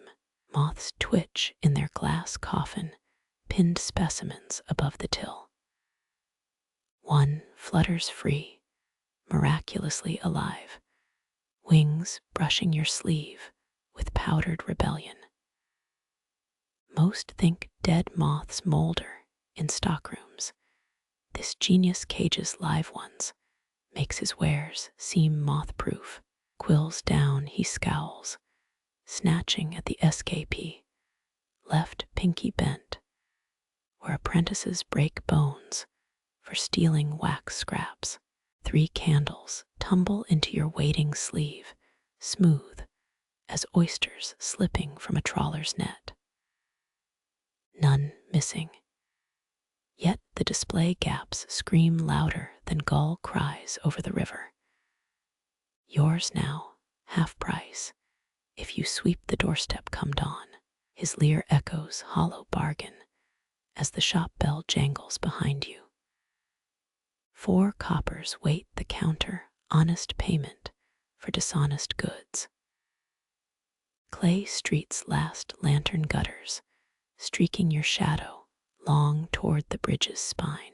Gutter water laps, echoing the chandler's lies down cracked pavement before spilling into the river. The 5th candle's base cracks open your thumbnail probing under false wax layers. Iron flakes spill, rusted filings, patterned for a key's teeth. Moths vote with their wings, it seems, when bored craftsmen hide metalwork under beeswax. Footfalls approach, purpose limp, bullseye lantern swinging slow as a censer. Constables tread, or drunkards, you cup the candle, hiding its hollow core nodding past a baker's flour-dusted riot shield. Streets always watch brickwork eyes, worse than any debtor's ledger. Count your steps, 17 to the bridge rail before the next trick's played. Gutter wash laps cold against your heel, washing away nothing. 3 hollow raps against oak, your knuckles bark, counting heartbeats, until the slab creaks inward. A slit just wide enough for one milky eye to inventory your worth. Rain hisses, late summer spite, staining the threshold's moon-carved protection runes. Silk whispers, his sleeve brushing yours. Velvet bag, passed quick as a pickpocket's lift, the vial replacing it. Cold condensation fogging glass, like cemetery breath. Apothecaries once bought nightshade, 3 pennies, a bunch from cloister gardens, tended by half-blind monks. This trades in darker botanicals, rose petals drowned in vinegar, mandrake roots bound with human hair. His fingers tremble, not with age or guilt. You note needle tracks, tiny volcanoes marching up his left wrist. Steel gleams, just a crescent nestled inside his cuff. A lancet, barber's tool for bleedings gone freelance. Histories still squabble were medieval apothecary scholars, or just wine mixed with beetle juice salesmen. His breath scrapes, reeking of rusted hinges, as he relays tonight's dosage. 3 drops beneath the widow's tongue keep her singing moods docile. Velvet weighs too light, you tilt the bag, letting inner stitches wink lamplight. He misread you, thought this swap traded poison for coin. Inside, 3 sugar cubes, stained violet nest beside a gold molar wrapped in butcher paper. Quacks once sold powdered Egyptian kings, mummy dust, as muscle remedies steeped in king's vigor. This grifter deals in living teeth, freshly yanked from mouths bought cheap in gambling dens. You tap the vial, amber liquid leaves sticky shadows, thick as eel spit. Hemlock's cheaper. You bluff your thumb testing the glass for lips that won't speak warmth. He snorts, slumped against his herb cabinets, jars clinking monkshood kissing henbane behind blurred labels. This brew turns tongues honest for 1 hour. His grin gaps, 2 teeth lighter, since last Tuesday's bar tab brawl. Cost me 10 priests' fingernail clippings and a nun's last gasp. Toverage, Dutch witchcraft, so potent. 8 heartbeats pass, drip splat drip counting street gutters outside. You pocket the vial. No need to mention it matches the chemist's midnight hair dye, plus 3 crushed emeralds for glitter. His sleeve jerks, retreating the blade's edge, nicking his own cuff's lace. Gravel scatters, someone retreats behind the tanner's red-stained barrels. You gesture your belt knife, loosened toward the alley's swallowed shape. Your muscle wears hobnails and rancid duck fat perfume.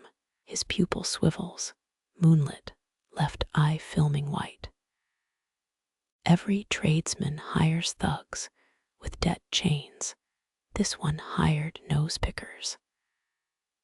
Alley breeze lifts, carting away personality as he slams the door. Sugar cubes dissolve 1 corner against your tongue. Violet fades, leaving pine resin sweetness, spiked with chalky betrayal. South Bridge's shadow swallows your footsteps, each one lighter than the lie you'll feed the widow before dawn. The tavern door sticks, its hinge aching as you shoulder into ale vapors and charred lamb fat. Rushlight's gutter, revealing her napkin still knotted at her waist like a squire's sash. She leans back pressed to whitewashed plaster, head tipped where barrels cast their oak-shadowed throne. Lips move silent, counting imaginary tankards as creases deepen beneath shut eyes. Fugitives sleep, same stolen peace. Apprentices snatch between church bells, curls her fingers around nothing. A stein, perhaps, or her brother's debt ledger, bought cheap by the taverner last famine. Main Street alehouses often bankrolled orphaned youths, training them quicker than noble pages studied Latin. Historic. Just the usual gruel for labor exchange, with extra spilled mead burns.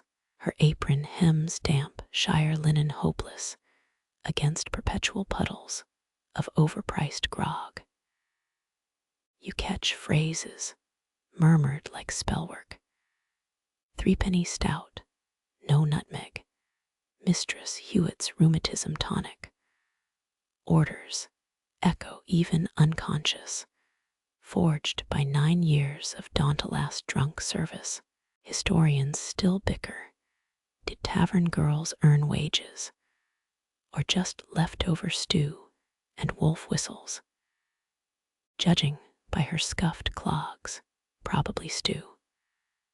A raspberry seed glues itself, stubborn to her collar's lace, left by some lordling's dessert spoon, tossed aside while she fetched his 4th cream puff.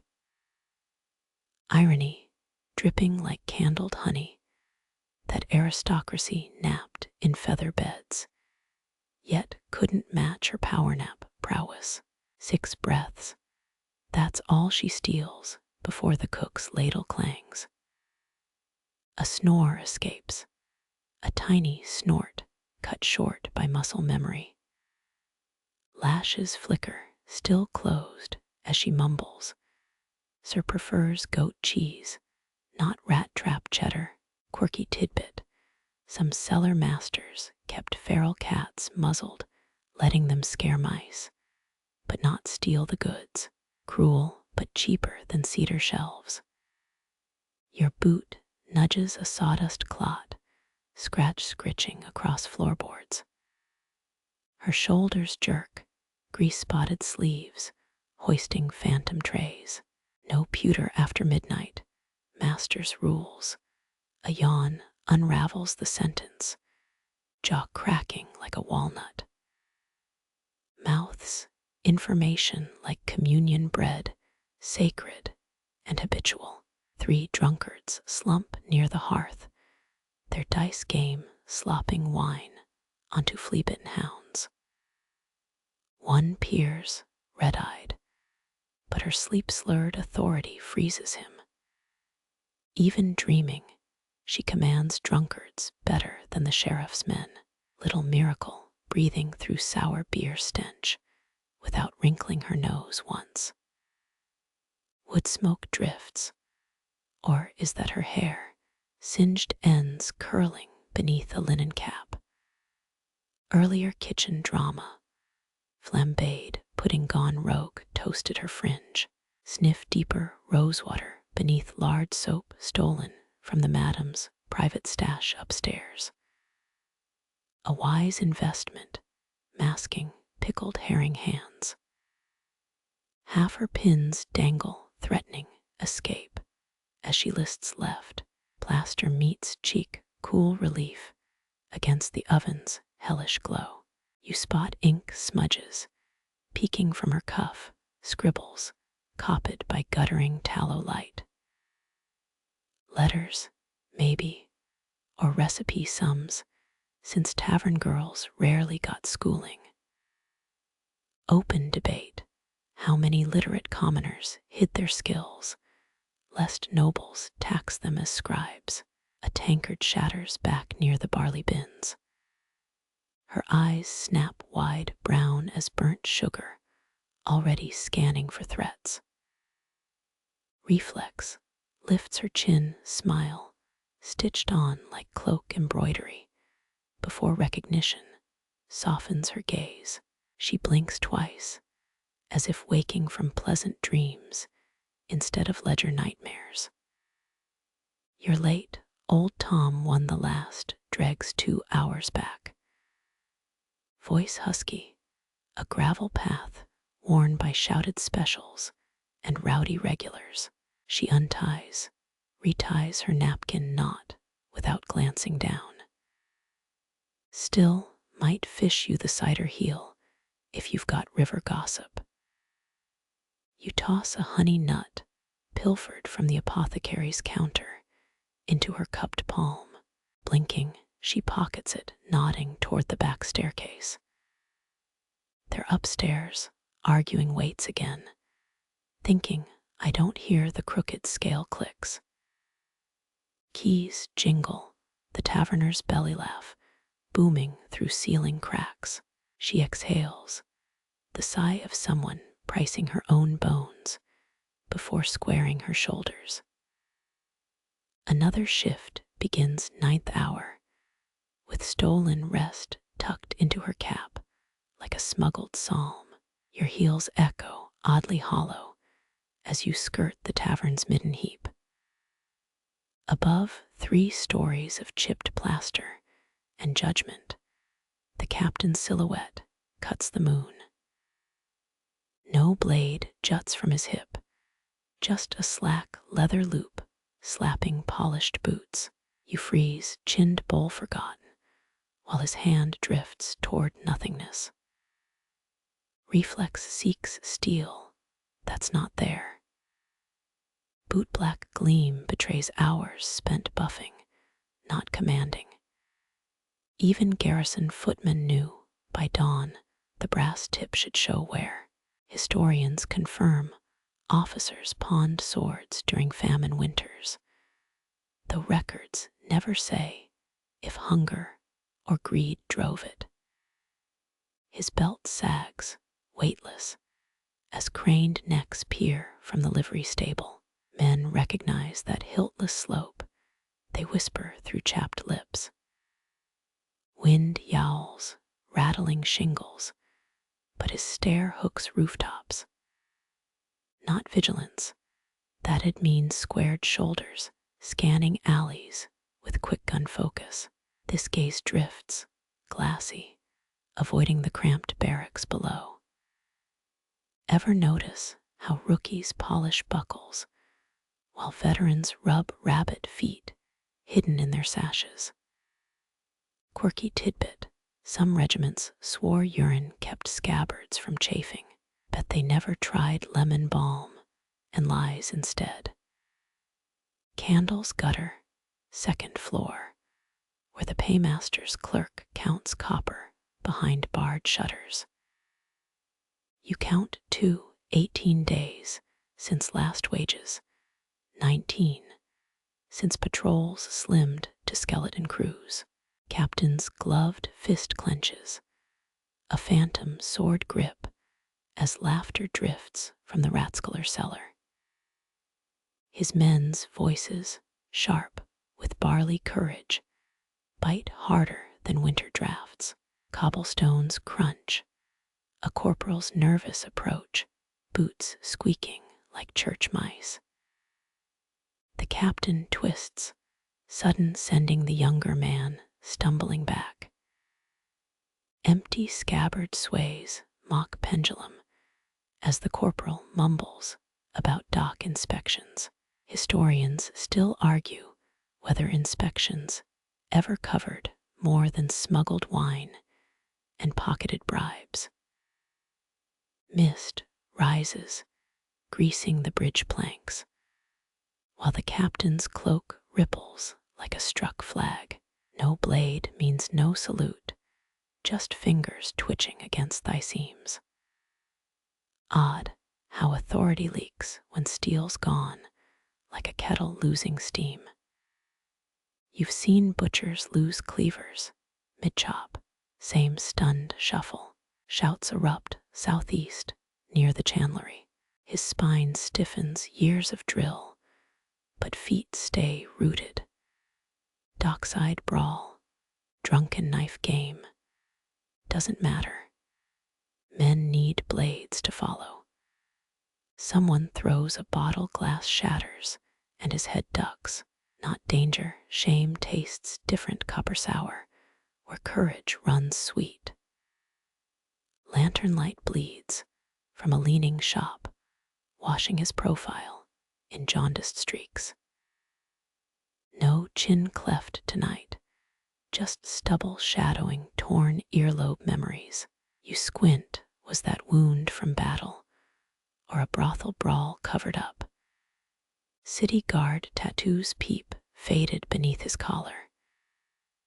Regimental ink's cheaper than loyalty and lasts longer. Rain starts needle thin, pocking the captain's epaulets. He doesn't shake it off, lets droplets pool in the scabbard's throat. Silver rivets catch moonlight, meant for parades, not this limping retreat toward the bridge. Polished boots slosh through gutter filth, sinking deeper, without a sword's balance. Downriver, a dog howls. His head jerks, drawn toward the barrack stables, where his gelding stamps in wet straw. You've heard midnight rides end two ways, a hero's return or a deserter's grave. His hand digs into a pocket, clinking something that doesn't chime like army issue. Damp wool sags, cloak clinging, as he finally meets a sentry's eyes. The boy pales, less from respect than confusion. Salute dies half-formed fingers fluttering like moths at a lamp. Nobody trains you for saluting empty air. A window slams, third barracks floor, casting dice light over the courtyard. Laughter follows, richer, freer, without officers looming. His jaw knots, chewing words that'll never become orders. Dock fog swallows him inch by inch until only scuffed boot prints remain. You exhale coal smoke thick as a church bell chimes false dawn. Somewhere a blacksmith's hammer strikes steel, 3 rings, not 4, and the rhythm feels off. Bladeless men walk softer, as if the ground might notice their worth.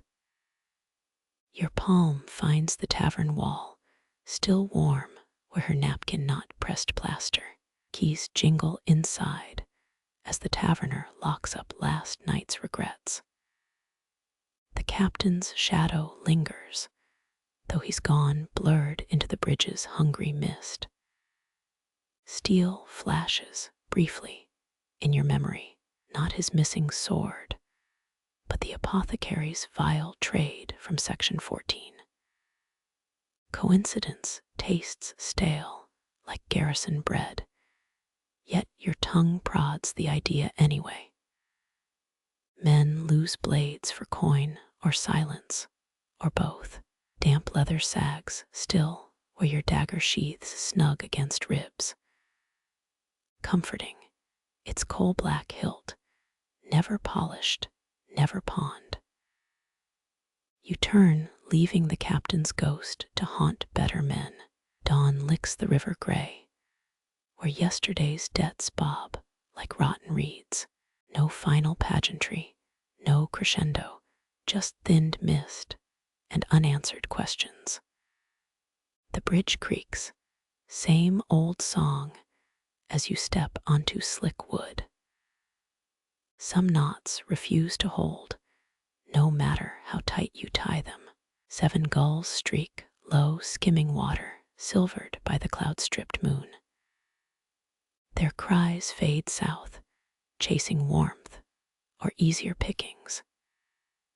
You count wing beats, 18 per glide, until rooftops swallow the last specks.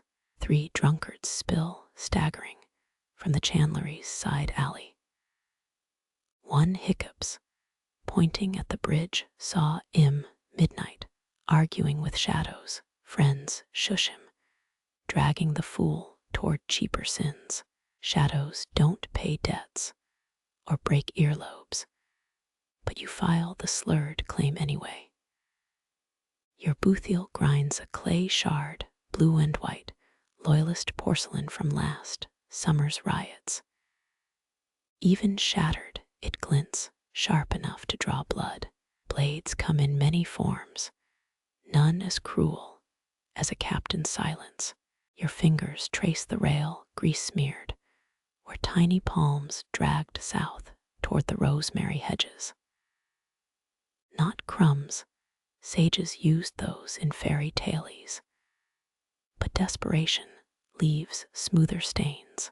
5 prints press deepest, child-sized their pace, quickening past the bridge's midpoint.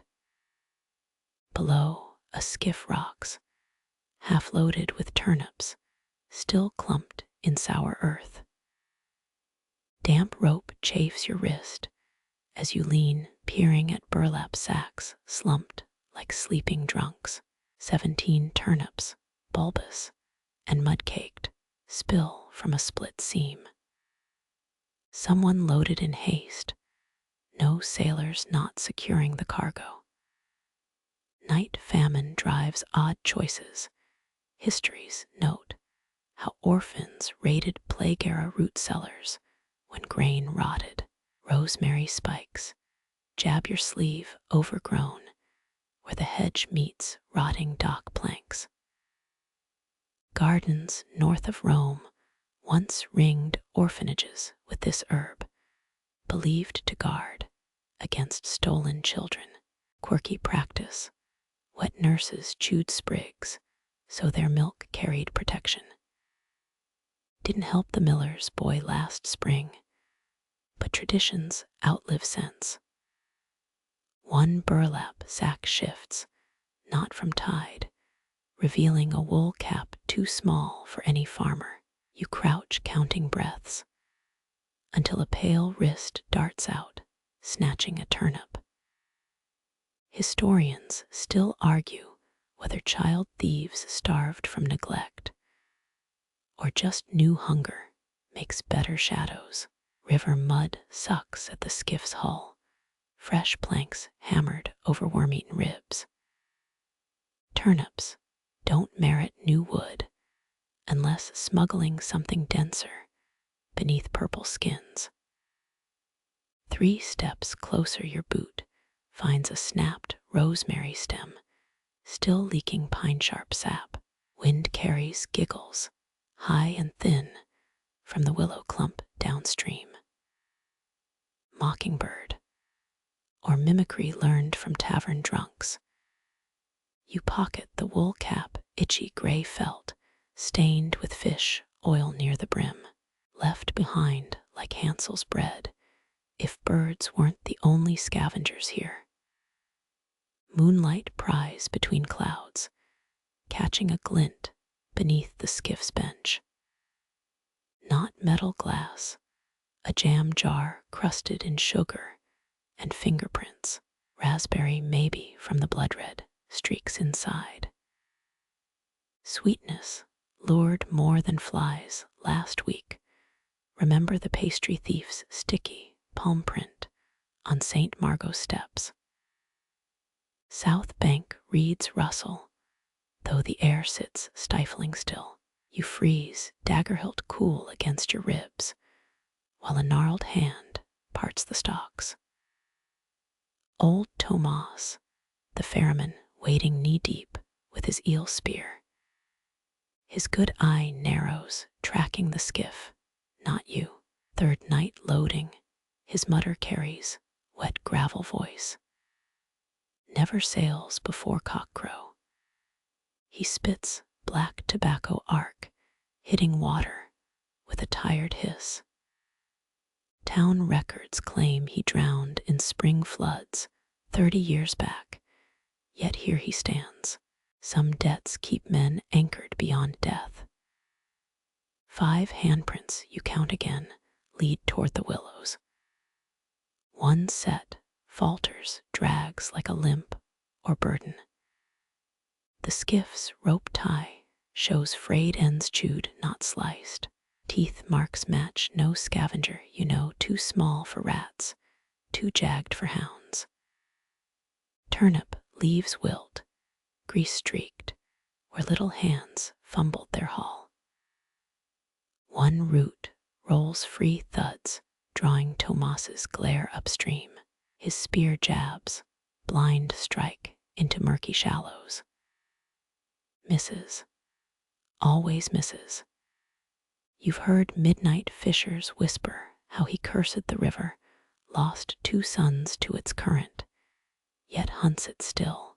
Dew soaks your knees, crawling now, the reek of spoiled turnips, sharp as vinegar.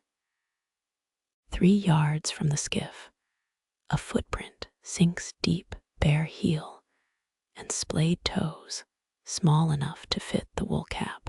Child's soul, pressed atop a man's boot mark, fresh mud blurring both. Rosemary scent thickens, crushed under unseen steps, as willow branches tremble downshore. Tomas grunts, heaving his spear, water sloshing like tipped ale. Your turnip thief bolts, a flash of patched wool vanishing into the hedge. Only the skiff remains rocking, laden with grief and root-rough skin. Dawn lingers, hazy, as you pluck a rosemary twig tangled in the rail. 37 thorns prick your thumb, one for each orphan the ledger listed last winter. Wind carries sugar and mud promises, whispers of a debt paid in stolen vegetables. You leave the wool cap hooked on a post, its oil stink masking the child's trail. Current tugs the skiff, rope groaning, as Tomas stabs at false ripples. The glass jar rolls, clinks against a turnip's bruised flesh. No hero's feast waits downstream, just hunger gnawing its same old hole.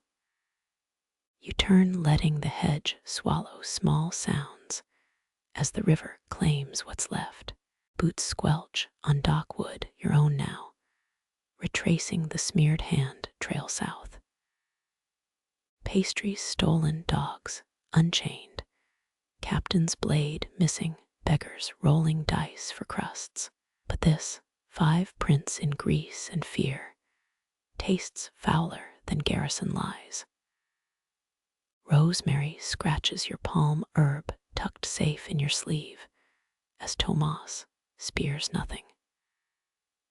Neither of you mention how small fingers must have trembled, loading 17 turnips in the blind dark.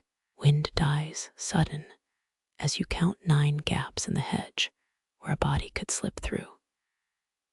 8 lead to dead ends, thorns snagging cloth. The 9th. Sun cracks the horizon, hissing like Tomas's river spit, washing your choice in spoiled gold. Some trails guard their own secrets, better left followed. Rain slants, needle-thin hitting lantern glass, with a hiss like unwound clock springs. You tilt your hood, catching the fake mint sting that soap merchants swear cleanses night air.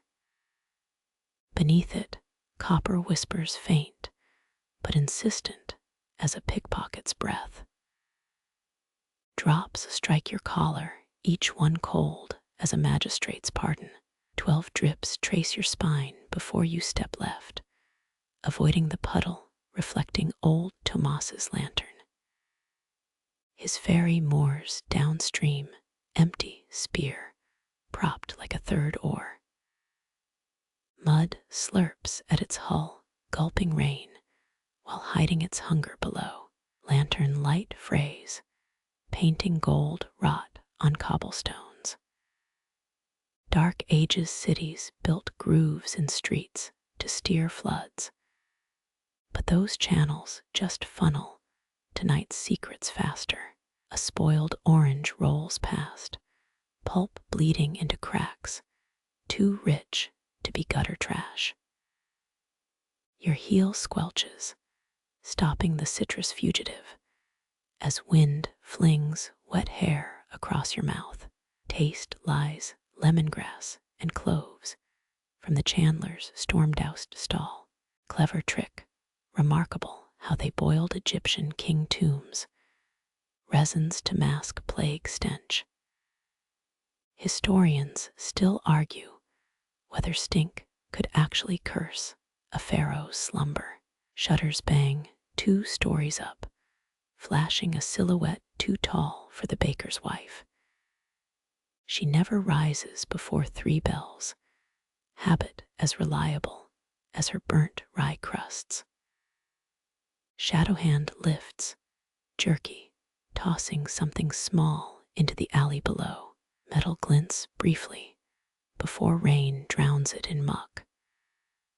A tavern token maybe stamped with a serpent's coil, yet districts outlawed those after the rat cellar riots. You crouch, knife edge scraping muck, uncovering a key instead. Iron teeth, 6 jagged points, fit no lock this side of the river. Boots splash behind you, uneven gait, 3 steps heavy, 1 light, as a gambler's oath. Blacksmith's apprentice, leg twisted when the forge exploded, limping home from late drinks. His fist clutches a bottle green glass, too fancy for alehouse swill. Wine. He slurs, thrusting the bottle toward shadows where coins changed hands at dusk. Southgate cellars once stocked vintages older than the bridge, stolen during the siege of wines. Nobles drank sweetness, while rebels choked on river filth. You shake your head, rain flicking off your hood, as his grin flashes, a cracked tooth. Quirky rumor. He swaps secrets for sips, claims the forge blast wasn't spilled coal. Lies float, he hiccups, waving toward the tannery stink, bettern bodies. His boot kicks the key, sending it skittering into a drain's rusted jaws. Not worth fishing out, not with copper's tang thickening under mint's false veil.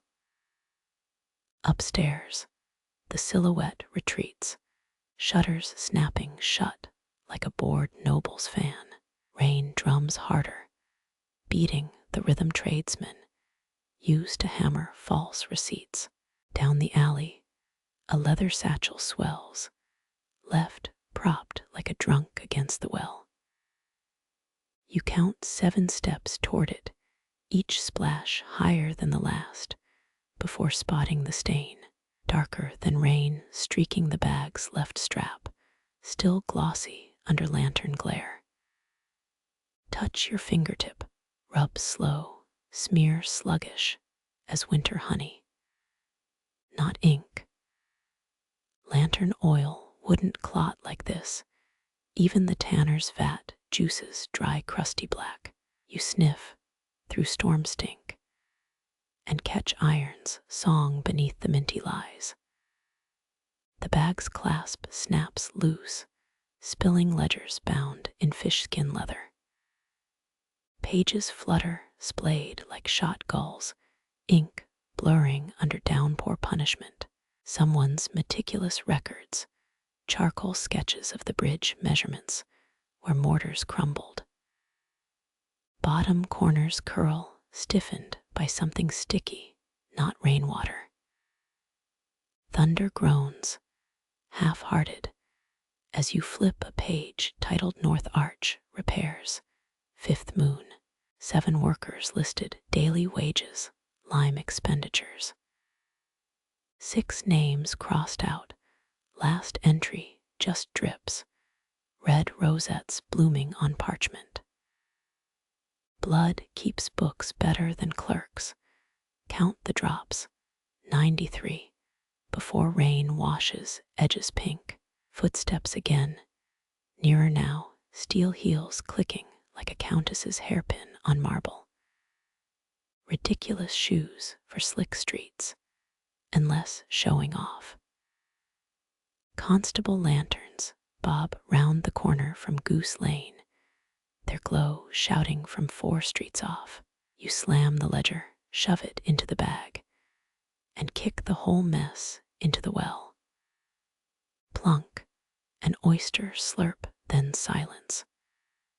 They halt, boots gleaming with fresh polish, 3 men breathing through nosegays, tucked in collars.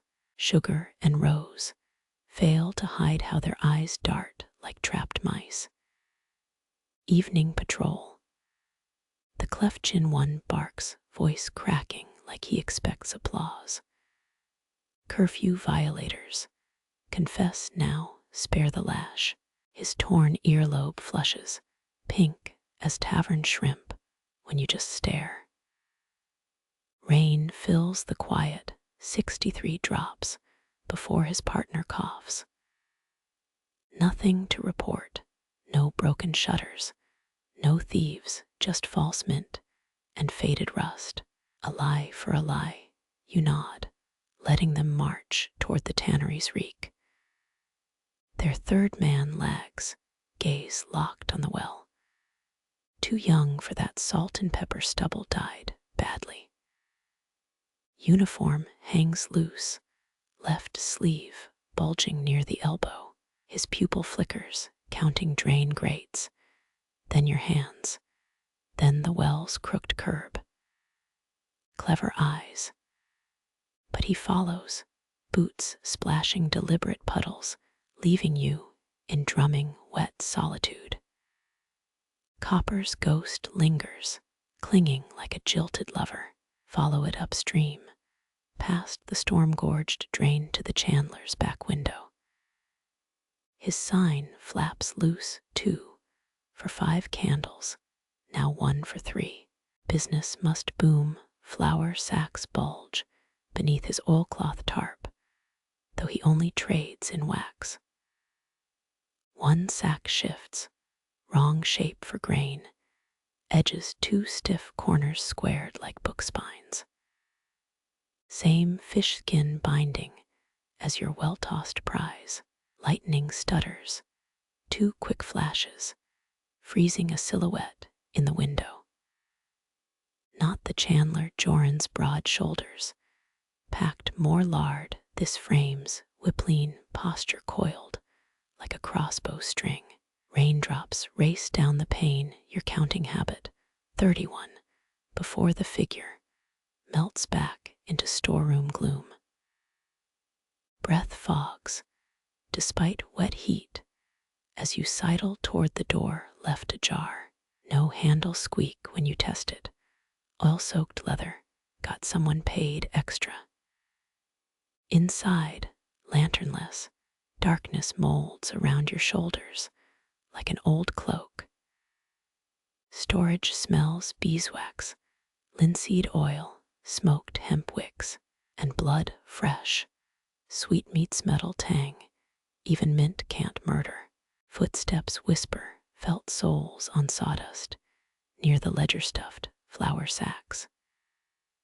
You freeze dagger hilt warming in your palm as a match strike flares.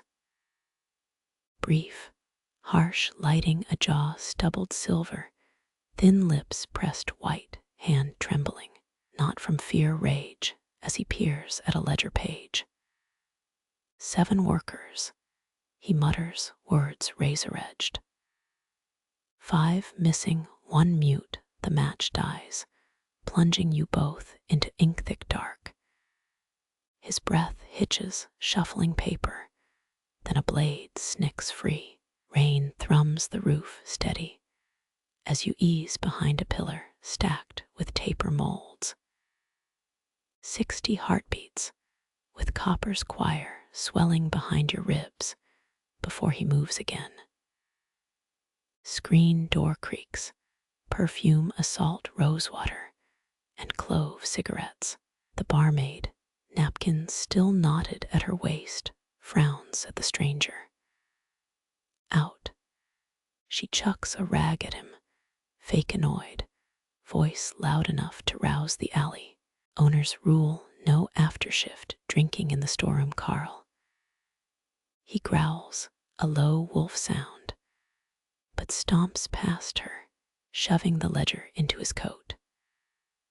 Her laughter chases him, too bright, as she props the door wide with a broom. Streetlight spills in, catching blood smears near the flour sacks, still wet. Carl forgot his wages. She winks, tossing you a candle stub, honey amber, fragrant as spring meadows. Free sample, her grin says, but the twist in her mouth warns. Constable boots squelch closer, arguing, as you pocket the wax and fade into storm's gray veil.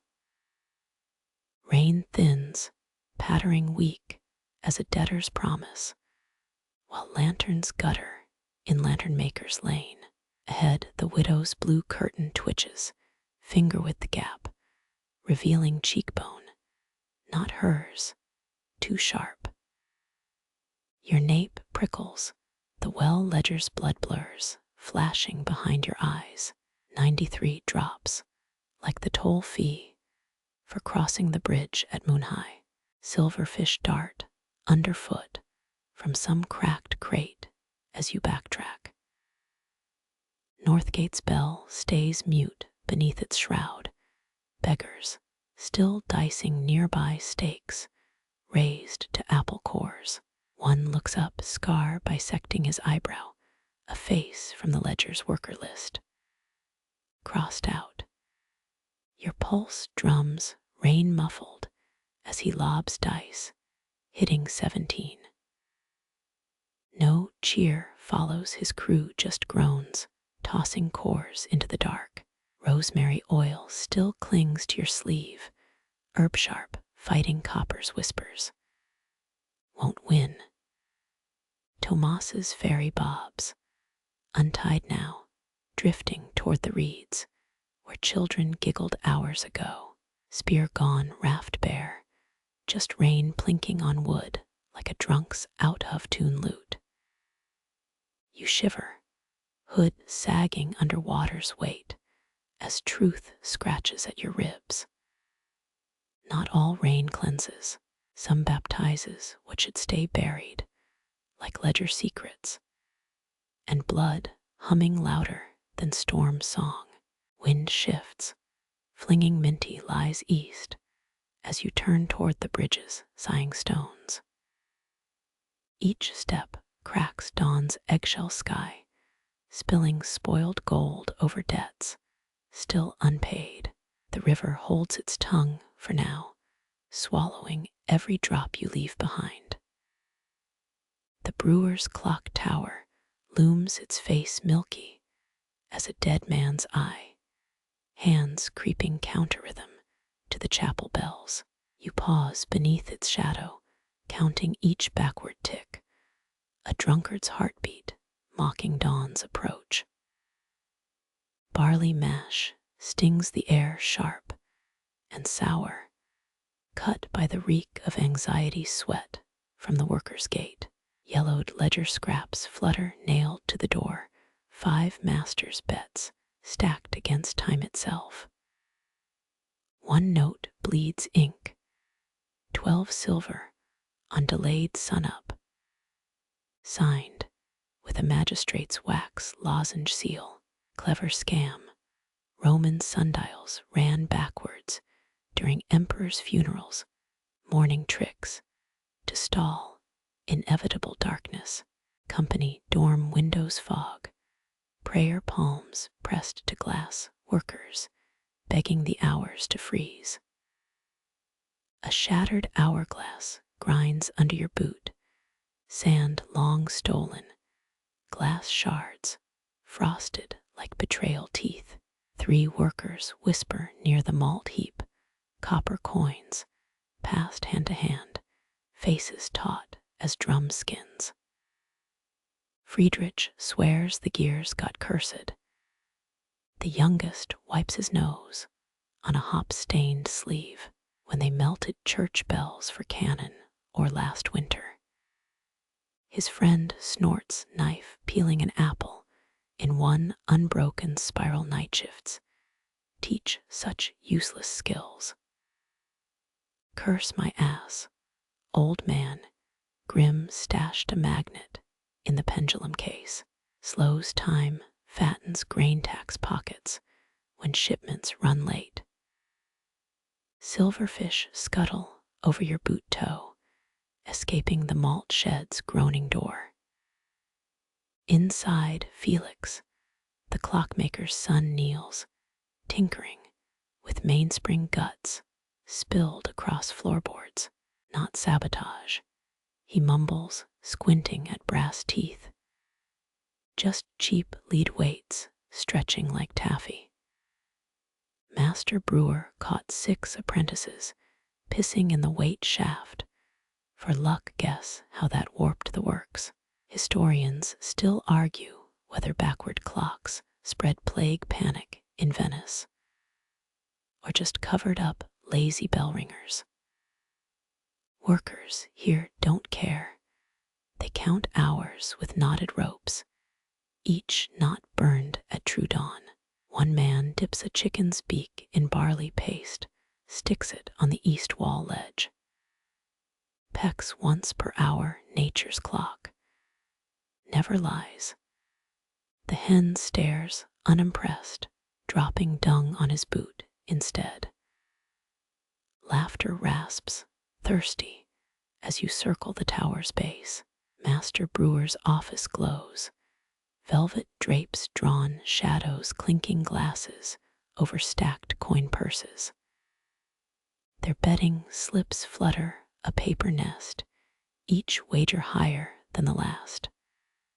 12 silver, 23, 38. Workers' breath fogs. Outside, counting constellations drowned in ale fumes. 14 knots burned dawn's late bosses win. Again. A rope smolders, ember teeth chewing through fiber, as dew soaks their cloaks.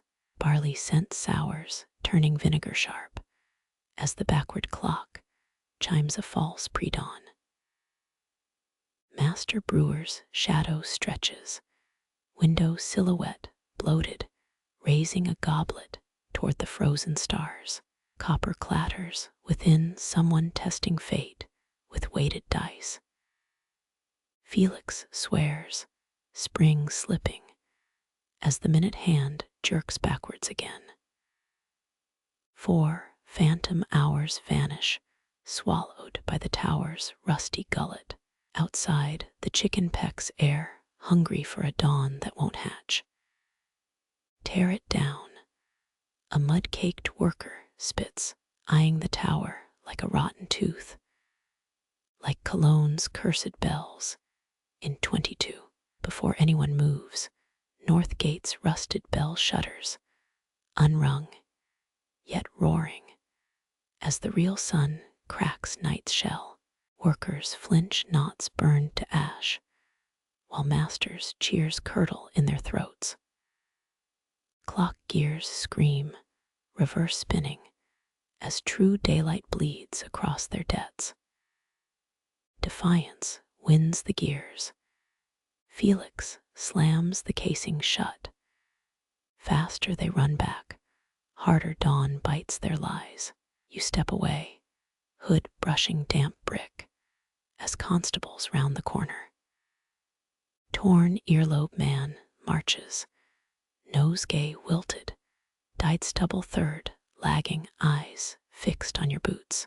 Their lanterns retreat, chasing shadows already dissolved, as the crooked clock tower shivers. Forward, finally, hands lurching toward sunrise, with a drunk's shameless stumble. Workers scatter dawn-shy, pockets heavy with copper consolations. Masters' bets flutter, abandoned, sucking gutter water through inked pleas. By the time you're 20 paces south, clock towers lie, stuck on 6 bells past moon-high.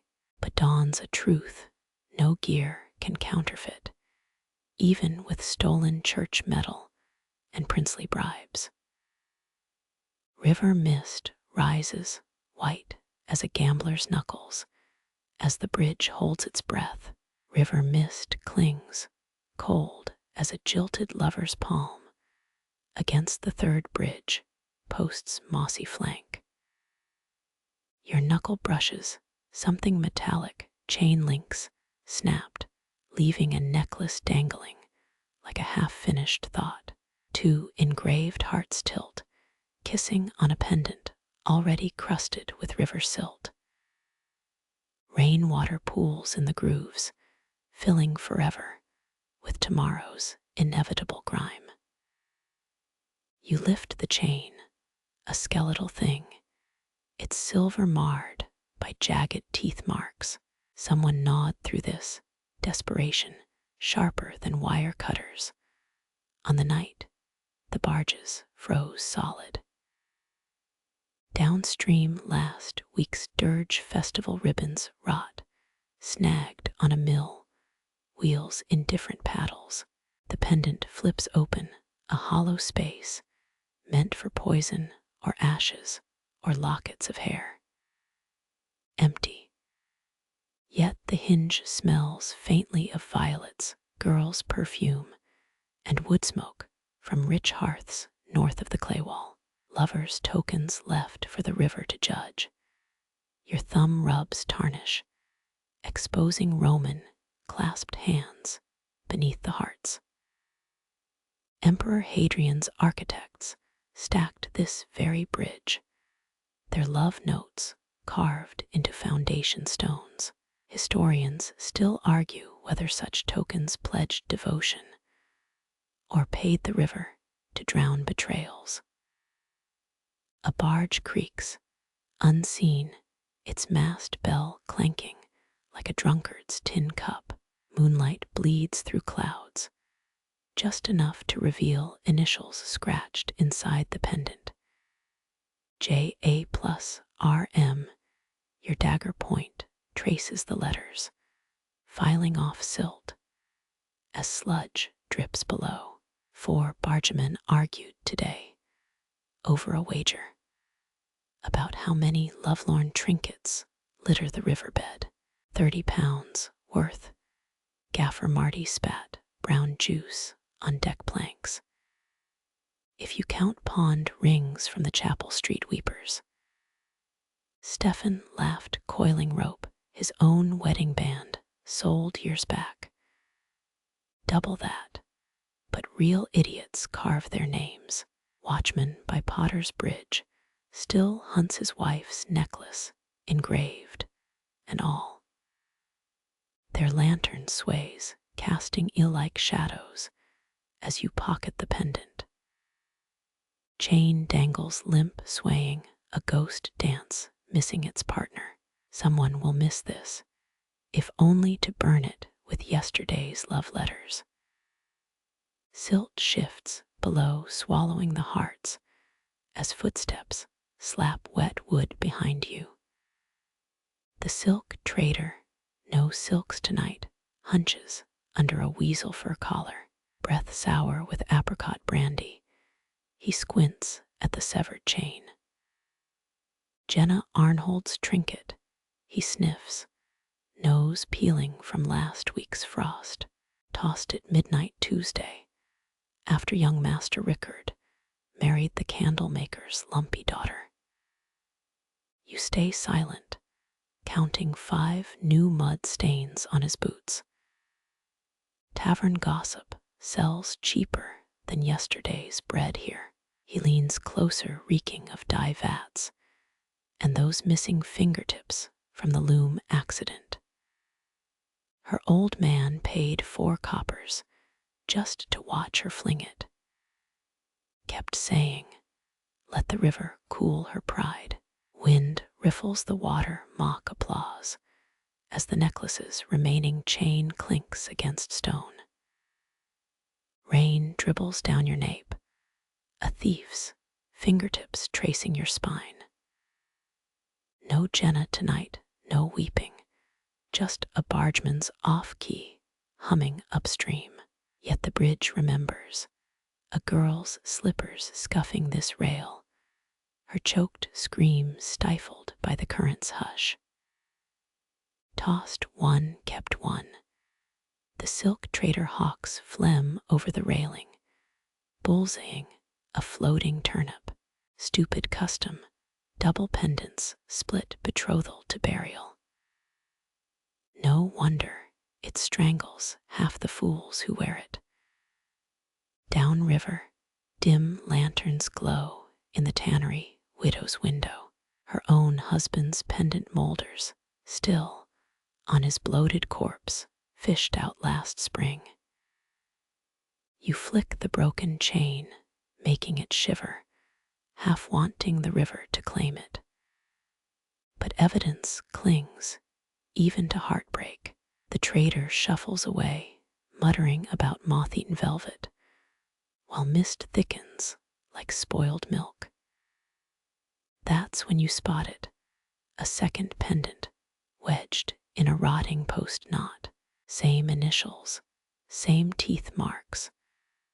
But this heart dents inward, crushed by a hammer or fist. Violet scent lingers here too, angrier now, mixed with lead polish used on parade armor. Below, water wrinkles reflecting nothing but your gloved hand hovering. This close, you notice the engraver's slip, the RM carved hurried over older letters. Someone reused this, scrubbing out a prior victim's name beneath fresh tragedy. Dawn's first gull cries hungry as you snap the second pendant shut. 3 options. Pocket both and become the weeper's gossip, fling them back to their watery judge, or leave them tangled like their owner's lies. Boot scrapes alert you, a constable's familiar scuff-paw step on damp planks. Torn earlobe again, patrol route as predictable as a cheating spouse's alibi. You sheath the dented pendant, silk trader's words clinging as the river sighs below. Mist dissolves, revealing churned mud where Jenna Arnold's token sank. Memory, Prickles, that midnight month ago, watching a girl in blue sprint across this bridge. Not weeping, laughing, as she hurled something shiny, a different splash, not metal, but a suitor's poetry journal. Found pages keep the baker's oven lit for days after words curling into smoke. The constable's lantern bobs, closer forcing a choice. Your fingers uncurl, dropping both pendants, their clatter muffled by silt's hunger. Water swallows them whole, witnessed only by the post's scarred wood and your retreating shadow. Let opal-eyed carp nibble the lies. Let lovers haunt other bridges. You turn, hood snagging a splinter as the market's first cartwheel squeals. The pendant seller sets up his stall yawns, displaying flawless chains with blank hearts. Sunrise bleeds orange, flushing the river with counterfeit gold. But 4 fathoms down, tarnished silver still whispers. The bridge exhales, chilled stone warming, as you stride toward the cobbler's thunderous hammer. Some debts stay submerged until the next drought bears the riverbed's bones.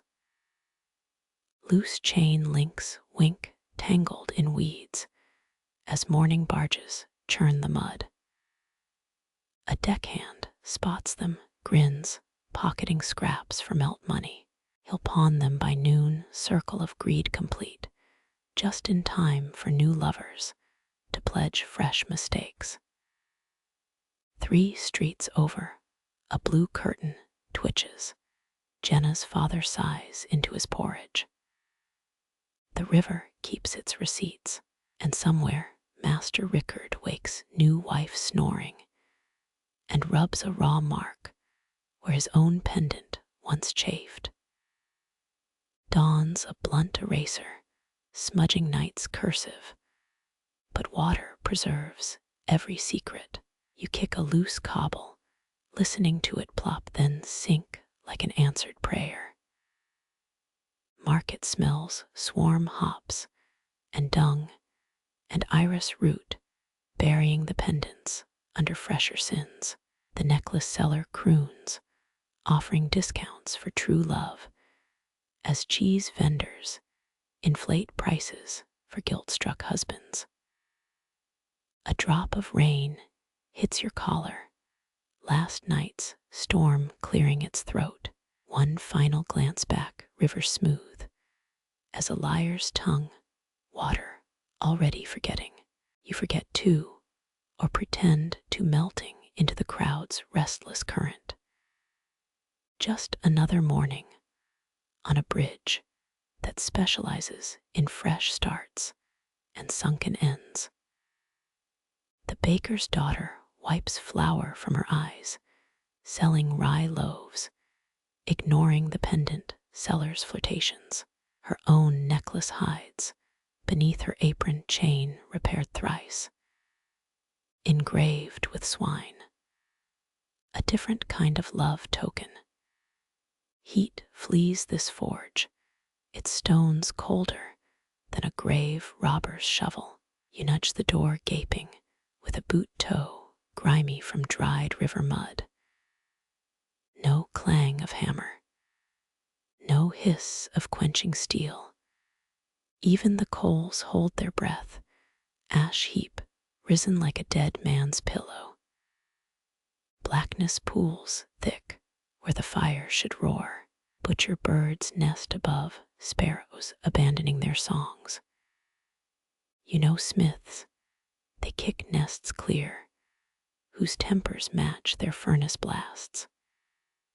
Yet straw clings undisturbed, dropping husks onto the silent anvil. Bellows lie gutted, sliced open pigskin flaps, sagging like torn lungs. 12 parallel cuts, too precise for thieves, each between wire-bound ribs. Someone dissected this, not destroyed, leaving bloodless wounds too straight for rage. Wrought iron fingers splay scattered across the earthen floor, arranged exactly. Nose to tip they form 6-pointed stars, folk signs against witchcraft. Or beggar kings, marks warning invaders. Historians still argue whether ironwork patterns cursed rivals or lured benevolent spirits. One rod bends shorter, a whip-thin length, used for horsebit chains. No horses need biting now, with hoofprints circling back to town. Gates last month. Ground bears fresh furrows, wheel ruts, though the smith's cart leans, splintered, against yew hedges. Your dagger scrapes rust from a nail barrel digging, past dull heads, to bright spikes below. None stolen, every tool accounted for, except the flux brush, kept in leather by the slack tub. Odd theft. Flint powder still fills its jar, untouched beside shaved horn for tempering. A sickle's curve juts, shelf-high dust filming its killing edge. No smith worth his salt leaves blades to blunt. You swipe a thumb, split husk coming apart, confirming genuine steel beneath. Professionals never sold secrets like Damascus folding tricks. Guilds guarded those more fiercely than city walls. Wind whistles, teasing the bellows wounds, a hollow wheeze. Rumors claimed old Theodoric here, welded iron barehanded after midnight rites. Yet dawn finds no lingering heat. Even rats avoid the soot piles, a queen's ransom in forge coke awaiting flames that never lick. You crouch scorched boot soles grinding charcoal. 3 boot prints, not the smith's, bare tread, lead toward the coal chute. Foreign treads, small, someone with mincing steps, and curled toes, favored by silk merchants, north of Claywall. A scrap wedges coal bin edge, half-charred parchment, torn from St. Dunstan's ledger. Patron saint of struggling smiths, nailed the devil's nose, according to alehouse ballads.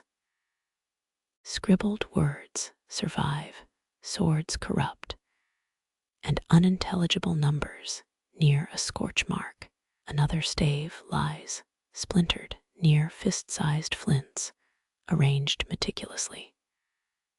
6 flints form arrows, pointing to 3 objects: the untuned lute on a stool, the slack water pail, and a stained apron hanging by crow feathers. Masons cemented this forge, legend claims, with mortar blessed by Pope Alexander's envoys. Bricks bear no cracks, yet cold seeps deep as river-bottom silt. Tap your dagger pommel on the anvil, no ring, sound eaten whole by dread or draught. Hunger gnaws as you spy the hearth bread plate, mold blooms on rye crusts, abandoned mid-bite. Bakers portion these cut for sharpened appetites, but teeth marks suggest panic, not savoring. Gloved fingers lift the apron, backing torn by claws or desperate fists. Pocket bulge checking reveals 3 forked nails of the sort piercing witchwort doors. You circle the star rods, toes edging wrought points. Striding the pattern brings no epiphany, only creaking floorboards beneath. Dust coats everything: seat bench, scutch hammer handle, even the whetstone left thirsty next to dry oil jars. Outside, donkeys bray fresh hay to market. Here silence clots worse than forge dross. No clatter of apprentices sweeping trimmings, no roar as flame consumes coal, no muttered oaths over warped blades.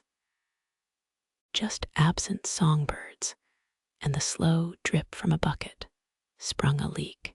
A notch carves the window frame, fresh, wood shavings still curled beneath the ledge. Hesitant cut, halfway depth uneven as a drunkard's score mark on alehouse debt logs. You need the splinter's pressure and hesitation in those hacked edges.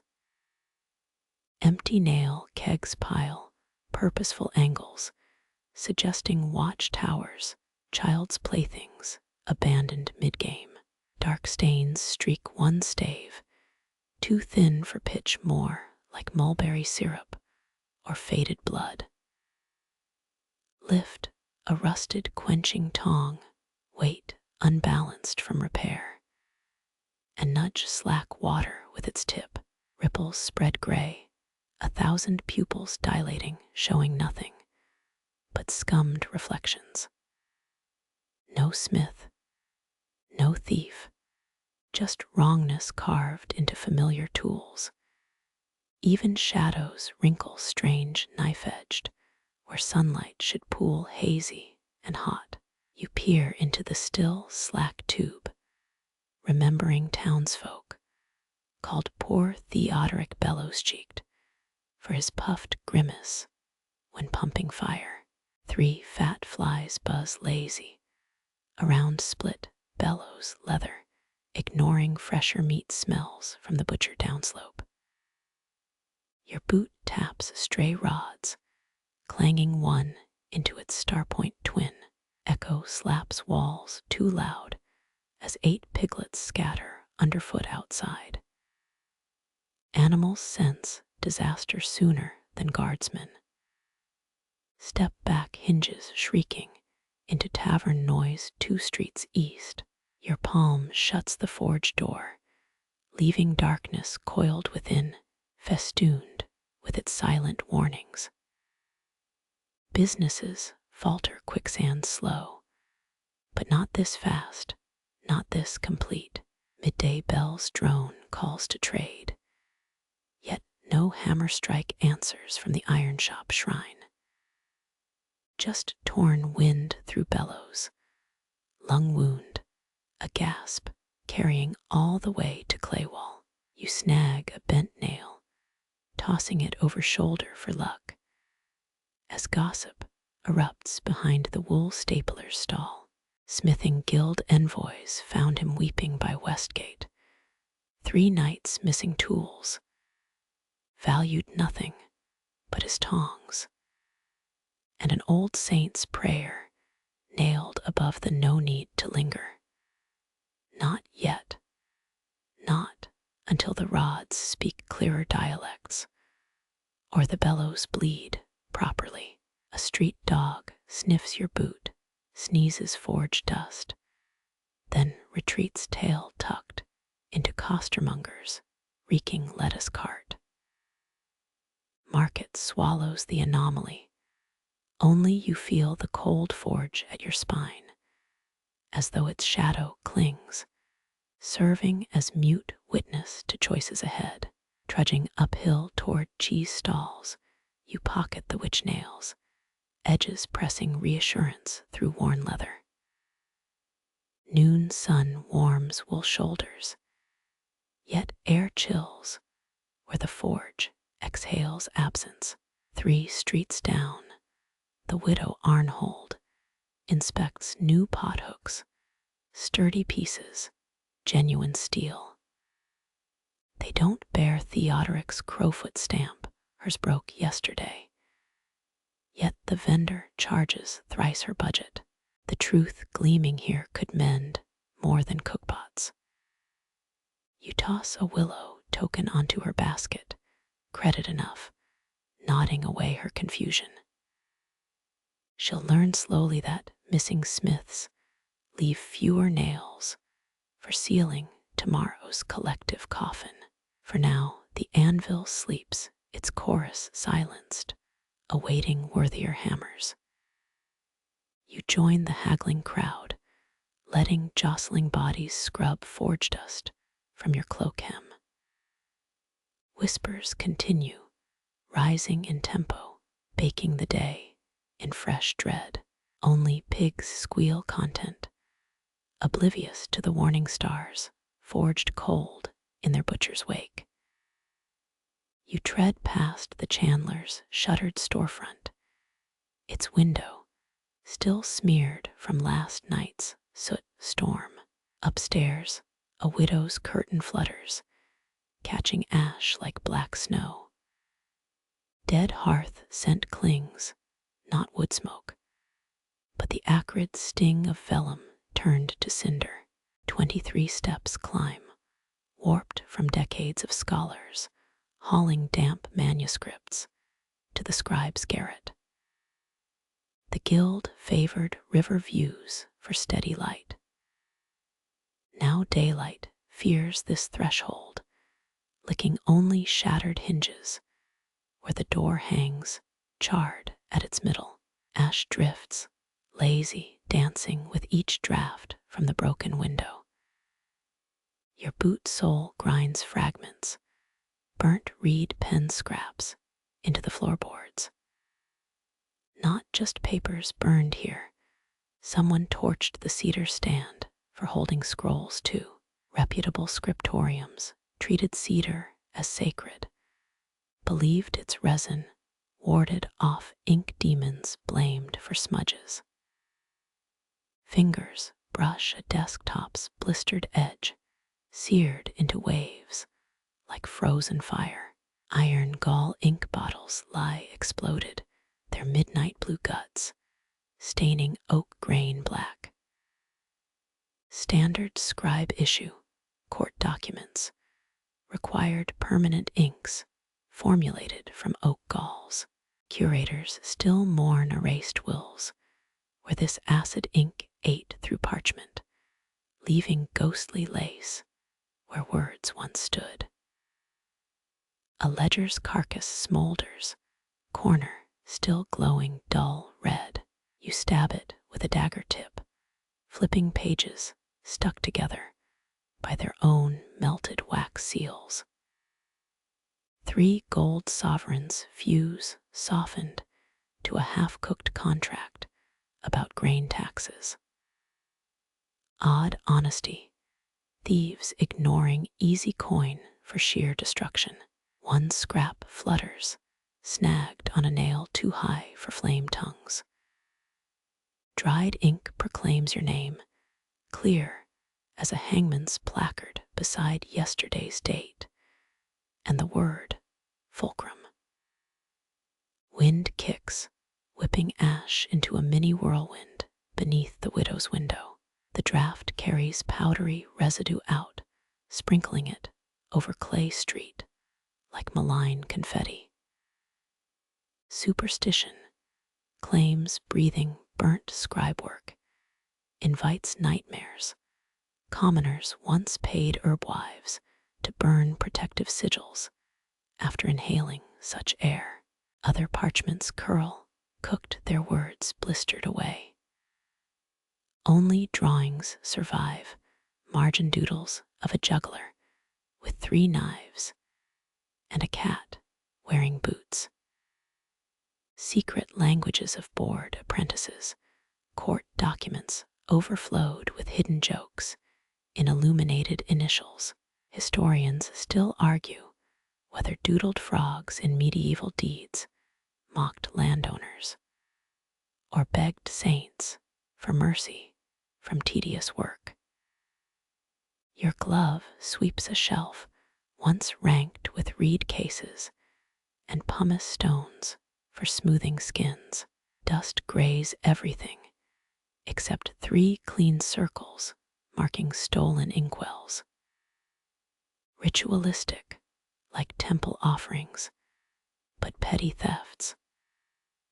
Left behind a silver letter opener shaped like Poseidon's trident, worth twice a journeyman's monthly wage. Beneath the desk tiles reveal a smuggler's gap. False bottom popped up empty, but for grit and 1 ginger cat hair. No scratch marks. Whoever emptied this knew the trick. Even seasoned tax inspectors missed such niches in scriptorium raids. Blackened rafters creak, weighted with soot, but no collapse. Someone doused this fire methodically after ensuring records became unreadable charcoal. The stink of stale ale competes with burning. Brewers sometimes spoiled tavern debts this way. Sour mash makes awful accelerant, yet leaves fewer traces. 3 tiles lie broken not from heat, hammer-struck, to expose floor joists beneath. Cobwebs fill gaps. No scurrying mice, no beetles feeding on binding glue. Craftsmen claimed beeswax-treated thread repelled vermin, advantageous for archives.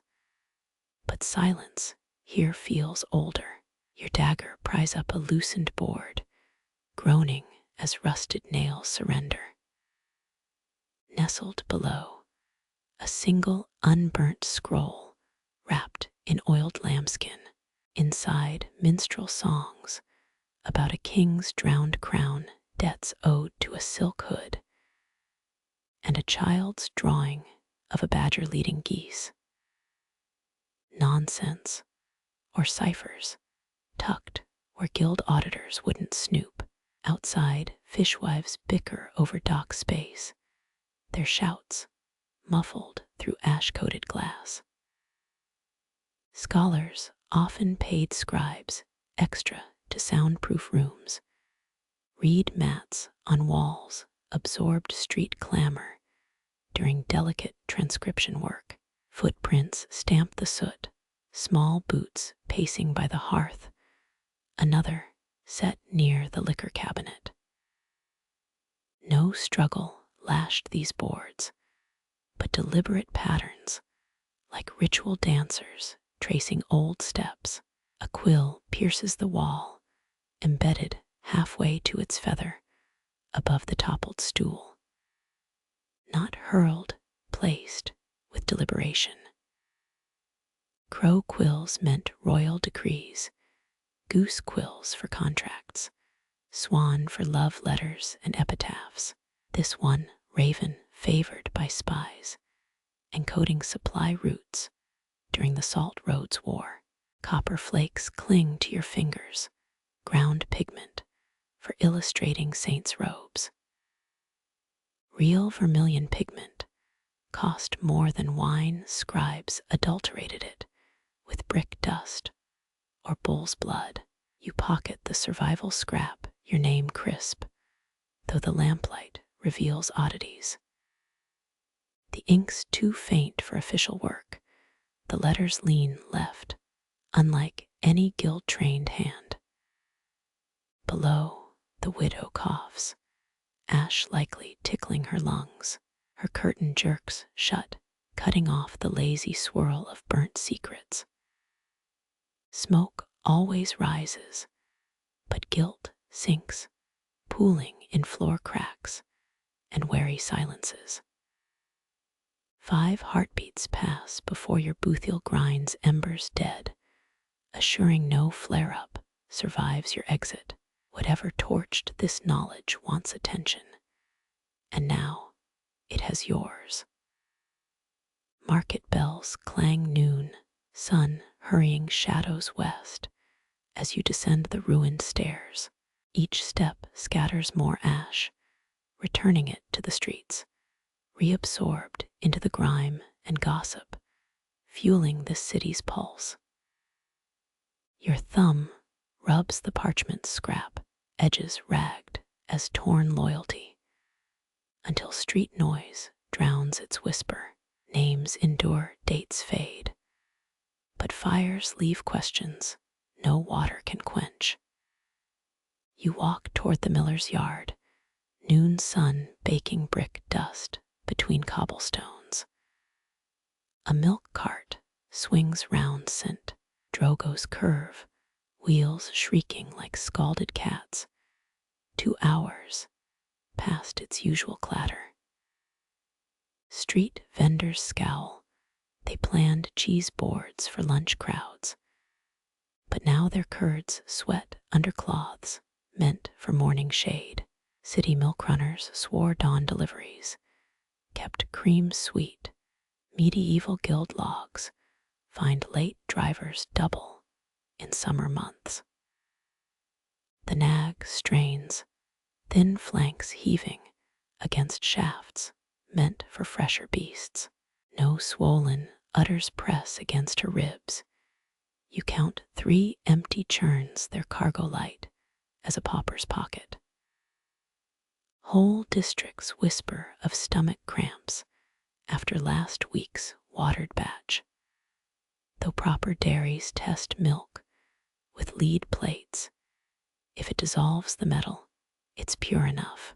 Strange how folks pretend rigor lives in trade laws when coins outweigh conscience. The driver drags reins, snarling at beggar kids, circling his wheels, but his eyes dart toward the tannery alley. Thumbnails dig, constant, into his palms, half-moon scars. You've seen that twitch before: arsonists smoothing wicks, smugglers counting tide gaps. Men repeat mistakes like prayers, hoping desperation sounds like devotion. Sour milk tang assaults the air stale as a fisherman's lies. One wheel hub wears fresh mud, the deep ochre found near ferry docks, though this morning's rain stopped short at Northgate Bridge. Odd root derrimans stick to their parish loops like ants on a sugar trail. 2 churns rock, sloshing nothing. The third sits too quiet, grooved lid sealed with wax, not the usual latch. Drops bead its side, not milk white, but cloudy as a blind man's eye. Scribes once feared bewitched Milktown criers, warned against nighttime deliveries, claiming fairies soured the cream if left too long in moonlight. Lord Mortimer's banquet famously erupted in vomiting fits after his steward bought twilight curds, though historians still argue whether rats or revenge tainted the feast. Cart tracks sink shallow, no weight curving axles skyward, bribe or blunder. He bartered cargo somewhere between cow pastures and market stalls. Watchmen see empty wagons, merchants see profit leaks. But you note the driver's boots, fancy tooled leather mismatched with his patched cloak, a man dressing wounds before they bleed. Market guards wave him past, too busy pocketing roast duck bribes to tally churns. Their spears lean tips softened by pigeon nests against the gatehouse stones. Milk inspectors died out centuries ago, replaced by guild bribes, another forgotten craft like chainmail scrubbers or royal wortlickers. Your shadow crosses his path, just as he tongues a gap in his teeth, old brawler's habit. He flinches, the reins whip, backhanding a churn lid open. Inside, birch twigs pad the base, cradling empty vials still stinking of camphor, embarrassment, theft, or smuggling. Apothecaries pay well for certain milky tonics, mare's milk mixed with ground pearls, to soothe rich wives' headaches. Wind shifts, carrying tannery stench over the bridge, rotten eggs and shame. His nag sidesteps, hooves clipping trough stones, knocking the wax-sealed churn loose. It rolls, clumsy, toward the gutter. No scramble to catch it, just labored breathing hands white on the rail. You catch the vessel before it cracks, light as a dried gourd. But something sloshes faintly inside. Prisoners in the Red Tower once sent messages in hollowed milk floats, their coded letters sloshing in goat's way. But this lid won't yield to twisting. Too late, wheels grind forward, the driver cursing his beast toward the livery stable. Empty or not, he needs distance from whatever truth birthed those crescent scars. Let him run. Hollow carts always circle back to where the load lightened. Lamplighters begin rounds, their ladders scraping walls, as you pocket a fallen birch twig, its buds dried weeks ago.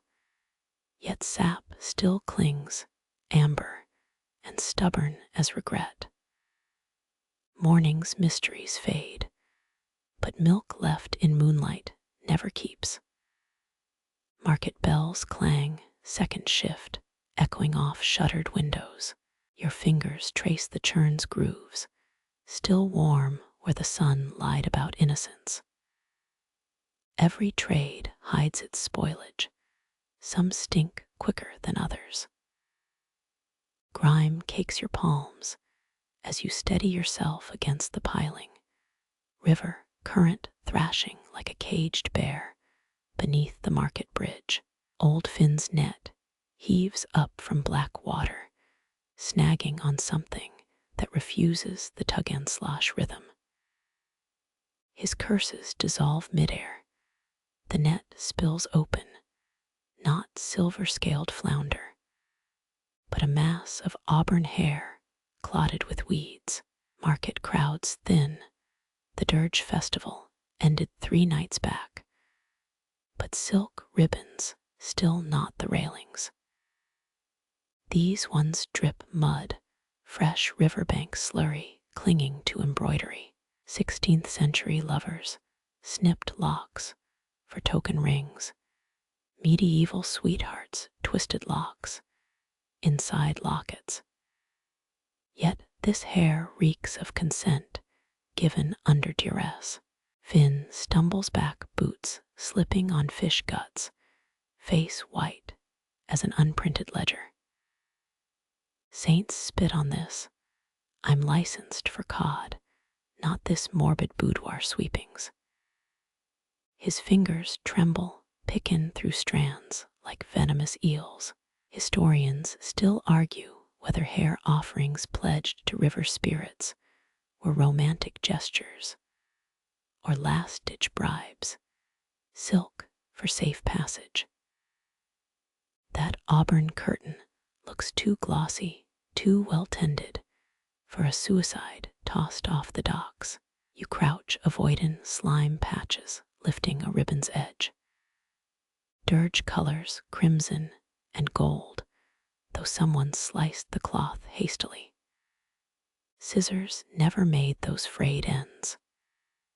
In Tudor times, hair thieves snipped strands to control their owners, a superstition that died hard as a Guildhall poker night.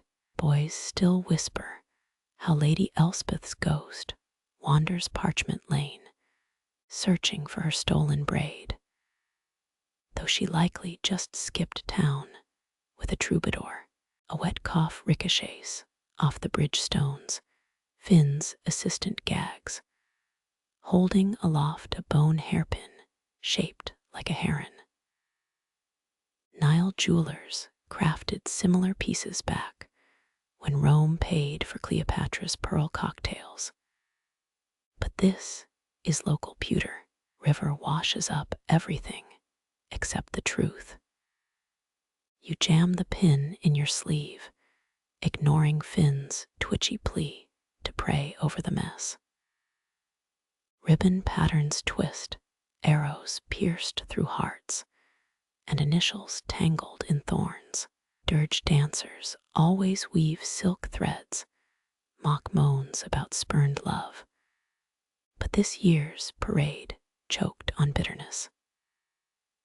Squinting lantern light reveals blush stains on the fabric, not festival paint, but real blood crusting where sharp edges pressed. Finn kicks his net, locks snapping under his heel, complain louder than an overcharged tavern patron. You lot thought famine vote worst. Try hawking haddock next to coffin garnish matches. His eyes dart toward East Pier, where boatmen chain their skiffs with padlocks now. Watchmen should patrol there, yet not a single badge gleams dockside. Shame no guild left fines for tangled personal drama chucked in trade waters. A shadow detaches from the crab seller's stall, slinking too casual toward open river steps. Ripped sleeve, matching threads on the blood silk, homemade stitches bunched near the cuff. You tread silent steppin' over fish heads, but Finn's shrill yelp announces movement. You, the stranger, freezes, too smooth, pivoting with loosened belt wagon innocence. Evening toss, good sir. Just checkin' muscle lines. Voice cracks, not from youth, but lies crammed in a tight throat. No fisherman owns hands that soft, pink creases betrayed by stolen rope burns. Historians love debating who dumped King Henry's first mistress's hair in the Thames enemies, or her own maid faking a death scene. Finn's catch reeks of theater, third-rate revenge play with a plucked redhead prop. You flick a clinging strand off your boot, whisperin', close enough to smell rosemary pomade under river stink. Tell the ribbon's owner, next time cut real hair, not dyed horse mane. Palms flash up, no calluses, no fish scale nicks, too clean for dock work. Mere pedestrian, admiring the aquatic splendor. Sweat beads under his collar, already retreating toward Tanner's alley. Footprints sink deep, left boot, dragging slightly. Same mark, found near the spilled sugar jars last night. Finn groans, collecting what remains, net frayed beyond repair. Water slaps the pilings, greedy, claiming the rest of the locks before you can pocket evidence. Damp silk clings between your fingers, and the heron pin bites your wrist, hungry for secrets. Dirge ribbons belong on festival poles, not wrapped around river weeds like funeral shrouds.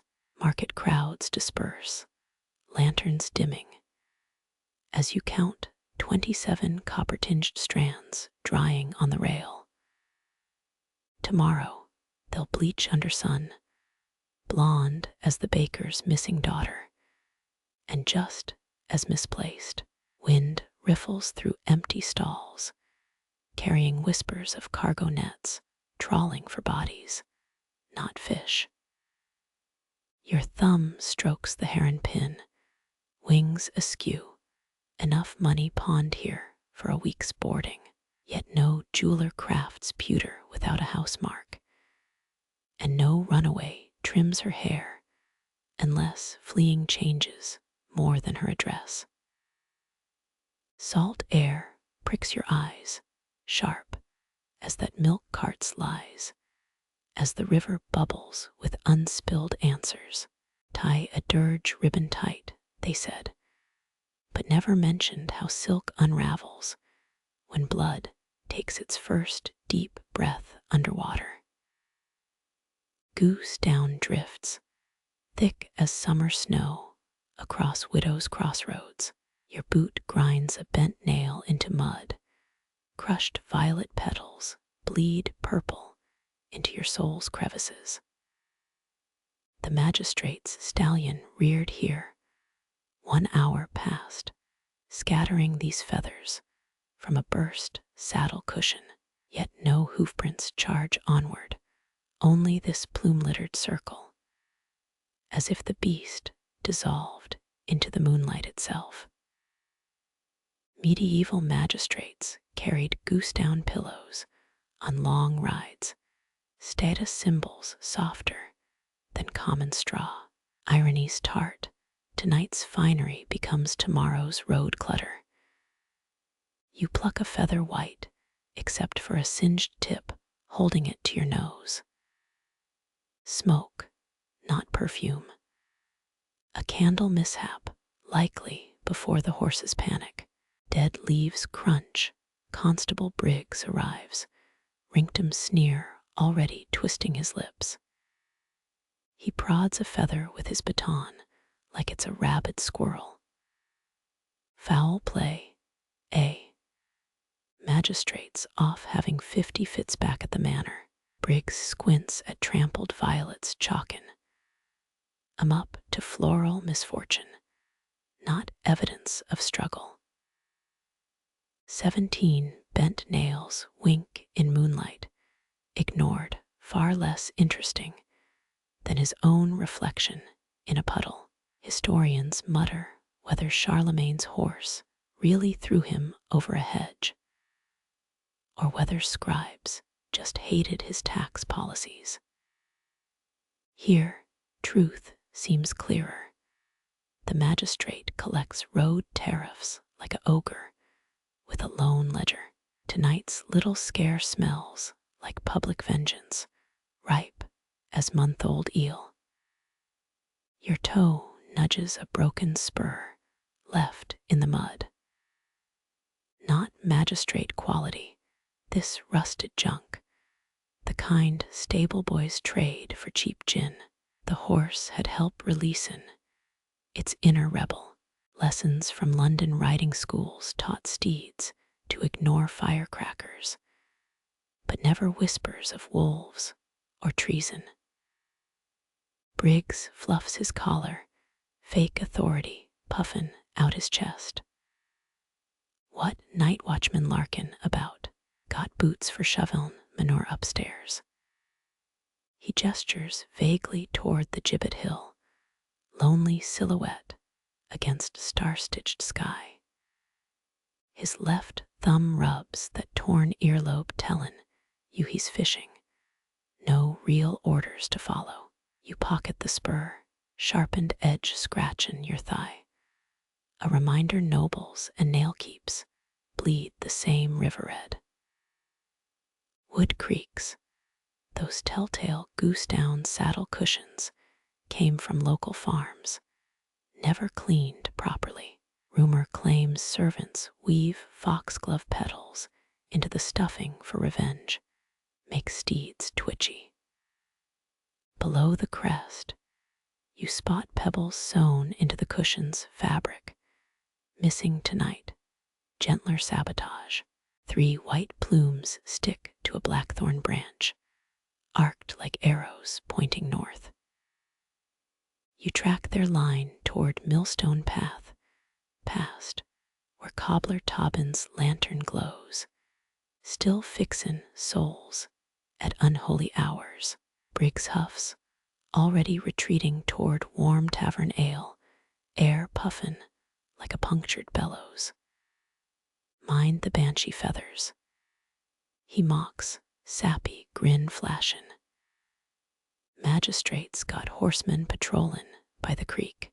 Don't trip over your own cloak-tail twat. His chuckle fades downslope, sparrow quiet, leaving you with shiverin' goosebumps and bad choices. Crossroads ghost tailies crowd your skull, each stupider than the last. Saxon soldiers buried without swords, their howls curdling milk. A Victorian lady runaway, still clutchin' her dead baby, begging for a coach that never comes. Superstition claims scattered goose feathers trap evil spirits here. Yellow morning light burns 'em away. You crouch, brushing violets aside, exposing a child's hair, ribbon, plain brown hemp, not silk. Salt-washed, faded, knotted into a hangman's noose the size of a mouse's neck. Crows do this sometimes, playful kicks with stolen trinkets, but your gut hisses otherwise, a tiny warning left like a breadcrumb. Mud whispers, your thumb finds grooves under it. Letters crude carved, smeared by the horse's frenzy.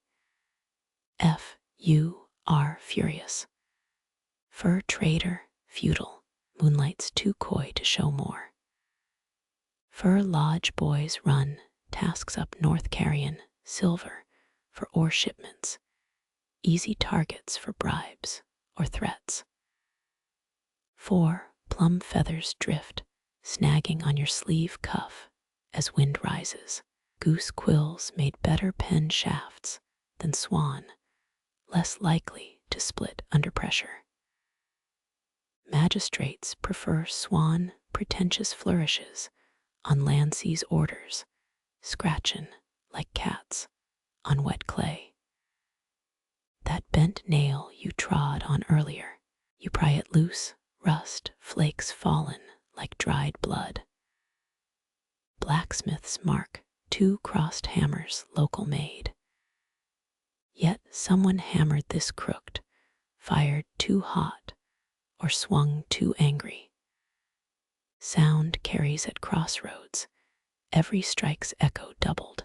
Tonight, you hear only river murmur horses, long gone whinnies, and Briggs, long gone stupidity counts as a blessing.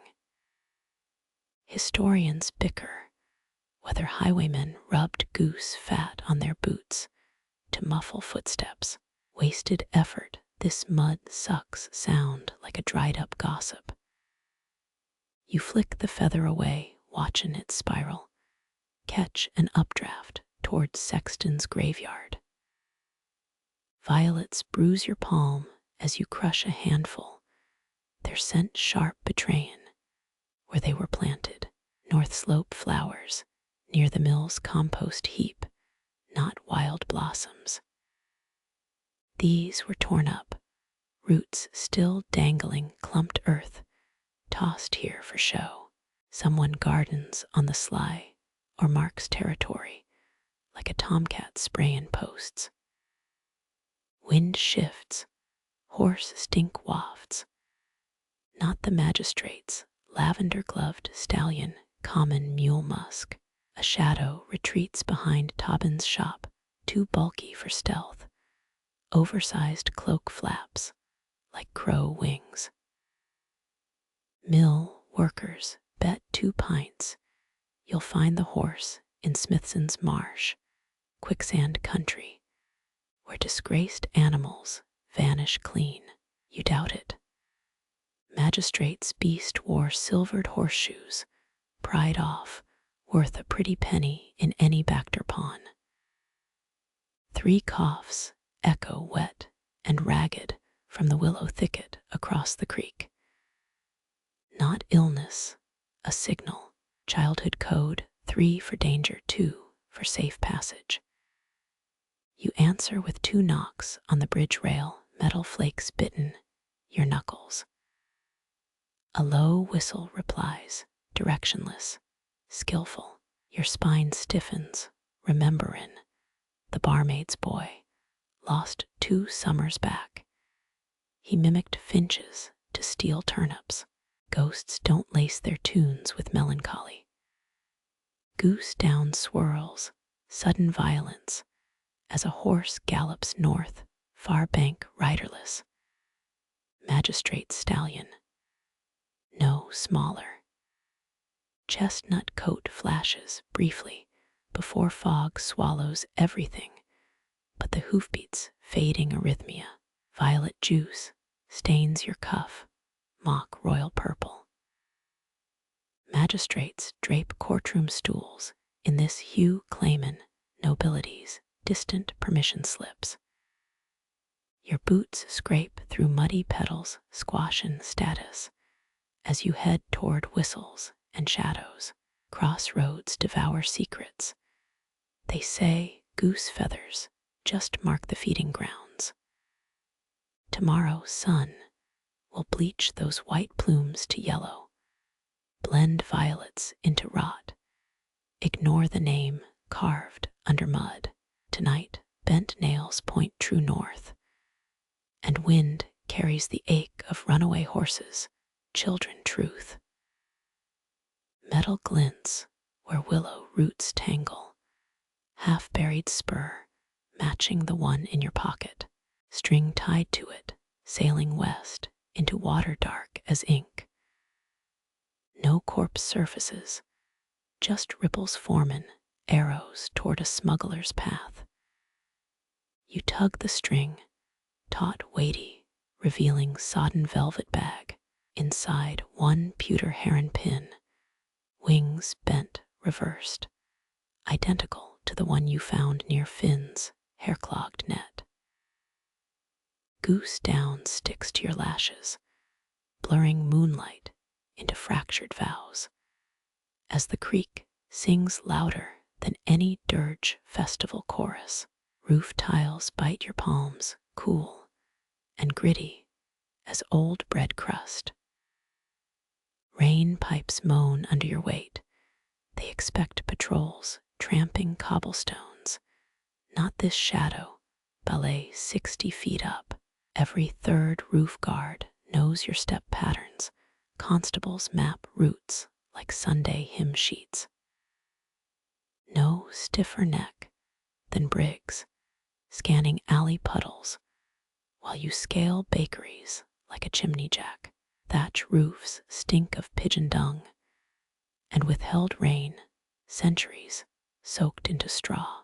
Tudor build codes outlawed wooden shingles after the Great Fire of London. Facts Briggs forgets while squinting at drunkards. Below, his torchlight baubles, a drunken firefly trapped in amber ale haze. Your heel finds a loose slate. Muscle memory catches it before the clatter betrays you. Historians grouse over whether medieval watchmen climbed. Some claim they hired acrobats for rooftop chases. Stinks of scholarly laziness. Any guard worth his salt learns to juggle rafters and bribes. Smoke ribbons from the cobbler's chimney, 3 a.m. cough syrup, brewing between hammer blows. You count 9 tiles cracked by last month's hailstorm. Nobody fixes what magistrates don't tax. Moonlight glosses the apothecary's roof, exposing cobalt glass tiles smuggled from Venice. Local lore claims blue tiles confuse plague demons, modern truth. The apothecary mixes mint, and mercury dulls the scent. Laughter leaks from the tavern 2 floors down, Briggs boasting about catching imaginary thieves. His voice sloshes, stewed in cheap whiskey, predictable as chapel bells. You crouch, letting gargoyle shadows swallow you whole. Iron crossbow bolts jut from your pack, not tonight's tools, just reminders that arrows and rumors both fly straighter from heights. Wind rasps through pigeon roosts, feathers swirling like unproofed ledgers. 12 coppers jingle below fishmonger, paying off a Lenten sin with rotten mackerel. Medieval fishwives hid contraband in roof thatch. This gossip's fresh. Crawlers stash bad deeds higher than hawks' nests, nowhere left dry. Your toe snags on a rusted weather vane, rooster missing its beak since the sheep riot of '08. Scholars argue whether the missing steel became nail bombs or coffin pins. Proof rots with the guilty. Mud slops off your boot, a splat echoing louder than guilt. Luckily, Briggs snores against the alehouse wall now. Leather creaks, straps straining as you leap to the tanner's roof. Sour vinegar vapors sting your eyes. Rabbit pelts stretch below pale as dead men's cheeks strung up for morning scraping. Your breath fogs, brief ghost against brickwork, vanishing like smuggler promises. Slate shifts, you freeze, finger tracing a claw mark too wide for cats. Folk tailies speak of masons' links, a stonemason's pet turned feral, gnawing church gargoyles during frost moons. Your thumb finds fresh scratches, still oozing sap from rooftop pines, nature's vandalism. Glass glitters below, a milkmaid's shattered urn, white rivulets fleeing down gutter streams. She curses her dialect, thick as clotted cream, Devonshire exile nursing grudges and chipped nails. You toss a copper aim true, it plinks into her apron pocket. Her gasp hangs moonlit and wordless as you melt into chimney smoke. Shutters rattle, the widow's parlor bleeds candlelight again. Her silhouette casts a boy's shape on the wall chalk outline from when her son still played knight. Historians harp about medieval mothers lighting candles for crusader sons. Hours burn for smaller crusades. Wind whips, tugging your scarf over mouth, wool muffling river damp coughs. Your spine hugs roof angles, silent as smuggled Bibles, counting seconds between constable whistles. Thatch pricks your kneecaps, itchy reminders that dignified work happens below. Or so Briggs claims between belches. Your pack snags on a lightning rod, copper wire humming with storm thirst. Farmers swear rods attract thunder gods. Better to let churches burn than challenge heaven. Blacksmiths quietly hammer rods onto every 5th roof, piety taxed at 5 shillings per flash. A tile cracks your boot slips, gravel skitters toward eaves. You roll, shoulder slamming rafters, air punched from lungs like a beggar's last coin. Pulse hammers, throat tight, waiting for the shout that never comes. 6 tiles away, a black shape bristles hedgehog nesting in dried moss. You exhale, ribs creaking, folding into the slope's shadow. Ancient Britons believed hedgehogs stole apples. Tonight's thief hoards nothing but nail clippings and sleep. Moon dips, street lamps gutter like dying prophets. Your window narrows. Linen drapes billow from the scribe's attic. Another burned page spirals into night. Ash clings to your sleeve, revealing inked numbers 372. Lottery bets or death tolls, both mean debts paid before dawn. Roof ridges blur, the town becomes a quilt of guilt and glaze. You creep spider patient toward the grain silo's flat summit. Below, river glints, a knife slit in the dark, where bargemen trade lies smoother than silks. Damp seeps into your elbows, mildew kissing skin like a debtor's pen. You grin, knowing Briggs paces the same patch you stood on hours ago. His footprints fill with rain. Your path floats featherlight toward restless starlight. Dawn's first lyre yawns pink, east horizon blushing at its own lies. You drop silent into the cooper's yard, barrel staves scenting the air with stolen oak. Last night's climb evaporates, another shift buried under roof grime and sly turns.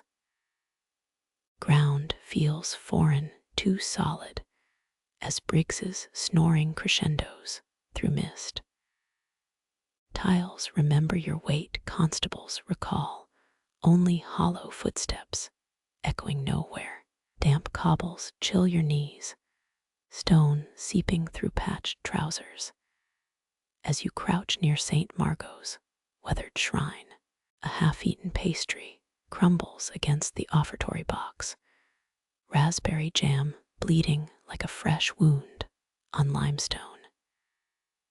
Your finger traces the smudge, still sticky, an hour old at most. Boot scuffs mark the flagstones, small prints leading toward rosemary hedges. Some thief paused to lick his fingers clean. You recall the boy's inked palm at supper bell, right when the constables were busy harassing fishwives. Convenient timing or practiced skill, even seasoned crooks forget that sugar leaves trails. Churches stored alms boxes inside after curfew. Here, old Margot's bronze box sits, exposed, inviting penitents and thieves. Medieval priests hid such boxes behind iron grills, unless local saints demanded humility over coin. Historians still argue whether pastry thefts drew harsher penalties than grain crimes. Hunger makes poor jurors. The tart's crust glistens, buttery layers flecked with stolen cinnamon. Your stomach growls, half admiration, half disdain. 17 steps east, a linen scrap snags on hawthorn, same blue thread from the widow's mending basket. Some thieves juggle multiple regrets before breakfast. Dawn light creeps, painting the jam stain from crimson to purplish brown. You sniff the filling, blackberry cutting through raspberry's sweetness, impressive blend for a backstreet bakery. Middle Ages cooks used berries to mask spoiled flour. No sane soul eats raw dough now. A gnat drowns in the jam, tiny wings beating a futile rhythm.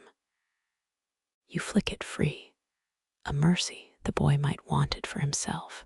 His palm prints clearest near the box's edge index finger, slightly crooked, possibly from last month's bread cart incident. 9 coins still rattle inside the alms box. He resisted the coppers at least. St. Margot's stone eyes seem to follow you. Or maybe that's just the church cat stalking sparrows. Folklore claims she guards 3 things: sweet dough, unwed mothers, and lies told before confession. Your palm covers the boy's stain, size match uncanny, warmth lingering where shame pressed hardest. Constables think stolen tarts mean sweet tooths, ignoring how hunger hums louder than chapel choirs. You tuck the remaining tart chunk into your sleeve, future bargaining chip, or midnight snack. Hard truths need softening sometimes. Wind riffles the offertory slot, whispering promises to every sinner loitering near sanctity. Hermits once lived inside these walls, eating nothing but communion wafers and well water. One reportedly survived on lard slicks scraped from pilgrim boots, sainthoods built on greasy miracles. Dew soaks your heel where you knelt, footprint half erased by hurried retreat. The hedges rustle, a thrush hunting beetles, not the boy returning for seconds. His trail veers toward the tannery. Those vats swallow more secrets than confessionals ever could. Sugar grit clings to your thumb. You suck it clean, sharp sweetness, undercut by bitter almond aftertaste. The baker spikes his jam with almond oil, old trick to stretch costly berries. Clever, though nutmeg would hide the penny pinch better. Spice roots favor wealthy palates. 7 bells toll, sleepy priest fumbling the ropes, each clang scattering starlings from the eaves. They rise, a shadow net flung over rooftops, blocking the moon just long enough for guilt to fade.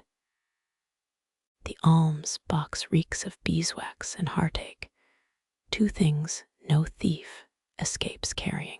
Your sleeve brushes St. Margot's worn toes.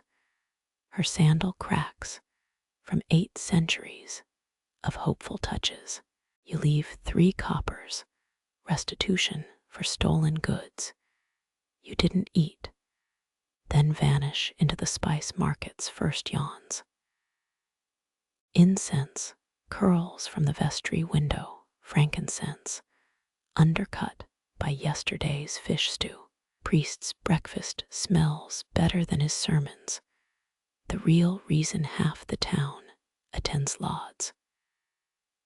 You crouch behind a rain barrel, watching him poke the tart remains with a scepter meant for blessings. He sighs loud enough to startle sparrows, then scrapes the mess into his handkerchief.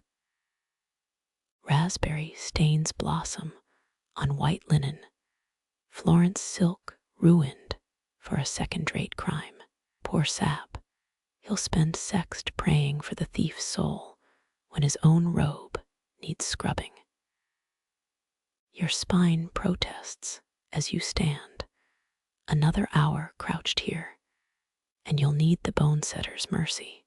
Church stairs sag under your weight, each creak echoing louder than a drunk's apology. You pause, listening to see if the boy's breath hitches somewhere in the bell tower. Nothing but pigeons cooing. The raspberry thief has fled to sweeter pastures. By noon, this tale will twist into gossip about gypsies or phantom hounds, anything but a hungry child. The tart's ghost lingers, scent haunting stone long after the evidence is gone. Your boothiel grinds crumbs into dust, final erasure of a small, desperate sin. Some days, you envy the saint her stone heart, untouched by stolen jam or boys with crooked fingers. Silk brushes your knuckles, cool and deceptive as rumor. Market stalls yawn awake, their awnings still damp with dawn's last sweat. You pause at the trader's booth, pretending interest in azure bolts, while his eyes scan for constables, rows of fabric ripple not from breeze, but his assistants, nervous, shuffling behind the counter. The merchant wears rebellion like ill-fitting finery, gold threads straining over his belly. His fingers drum coded rhythms on a Samite roll, Moorish patterns hiding Venetian secrets. Silk roots once fed empires, entire wars waged over thread counts and dye vats. Yet here he peddles something sharper than needles, whispers wrapped in Persian damask. 3 coppers weigh your palm, price of admission to truths spun finer than any brocade. Strawberries, he murmurs, code nonsense for eavesdroppers. Southgate crops spoiled this season. You counter with the week's fish prices, bluefin scarce, mackerel plentiful. His laugh rasps like cheap velvet, playing the part of haggler to perfection. An amethyst scarf slithers into his palm, your coins vanish beneath its folds. They meet where cobblestones remember blood. He hisses. A fringe theory claims medieval weavers encoded treason in embroidery. The Bayeux tapestry holds 6 hidden witch marks. You doubt that, but his glance flicks north toward the tannery arches, an answer without names. Your thumb catches on fabric, spun so tight it squeaks, synthetic fibers among pure silk. Clever cheat, just like his information. The widow's blue thread peeks from a nearby spool, mistake, or breadcrumb. Historians still argue whether the great Silk Road rebellions started from trade disputes or poets' verses. His assistant coughs, sharp enough to fracture the moment. Steel glints in the boy's sleeve, watchful, not threatening. You pocket the amethyst scarf, overpriced trophy, as dawn's glare hits the stall. The merchant's shadow stretches, long-fingered toward the river piers, where foreigners unload doubtful cargo. Careful, he adds, silks whisper masking venom. Beggars bite near that quarter now. Your boot heel grinds a stray mulberry leaf, crushed veins ooze crimson sap. You leave him arranging fabric roses, Turkish petals concealing Thessalian thorns. Pigeons scatter as you move, rising in a tumult of wings, and loose down, living confetti for traders' parades. Saffron merchants ignite their braziers, smoke curling to hide sharper scents.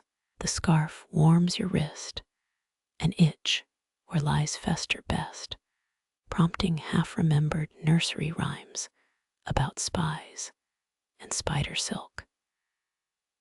Northgate looms its stones, pockmarked by weather and old grievances, not the place named by your silken snake. A beggar rattles his cup, smell of sour ale, and rotting teeth, 3 coppers poorer than you've just become. You drop a copper in his tin, prepayment for future denials. His milky eye blinks slower than owl wings. 3 weavers' apprentices jog past, looms waiting, hands stained with woad and walnut dyes. Their laughter sounds rehearsed, too bright for this murky hour, echoing false confidence like actors mid-scene. Historians still argue whether silk prophets funded rebellions. Seams can hold more than thread. You stall at a chandler's stall, counting candle stubs, while mentally mapping tannery approaches. Tallow smells cling nostalgia for simpler deceptions, when secrets cost less than silver. The scarf itches again, its amethyst hue guilty under honest light. Your path crosses the constable from yesterday, his torn earlobe flushed with heat or rage. Silk's whisper hangs between you shared sins, unspoken as northern wind.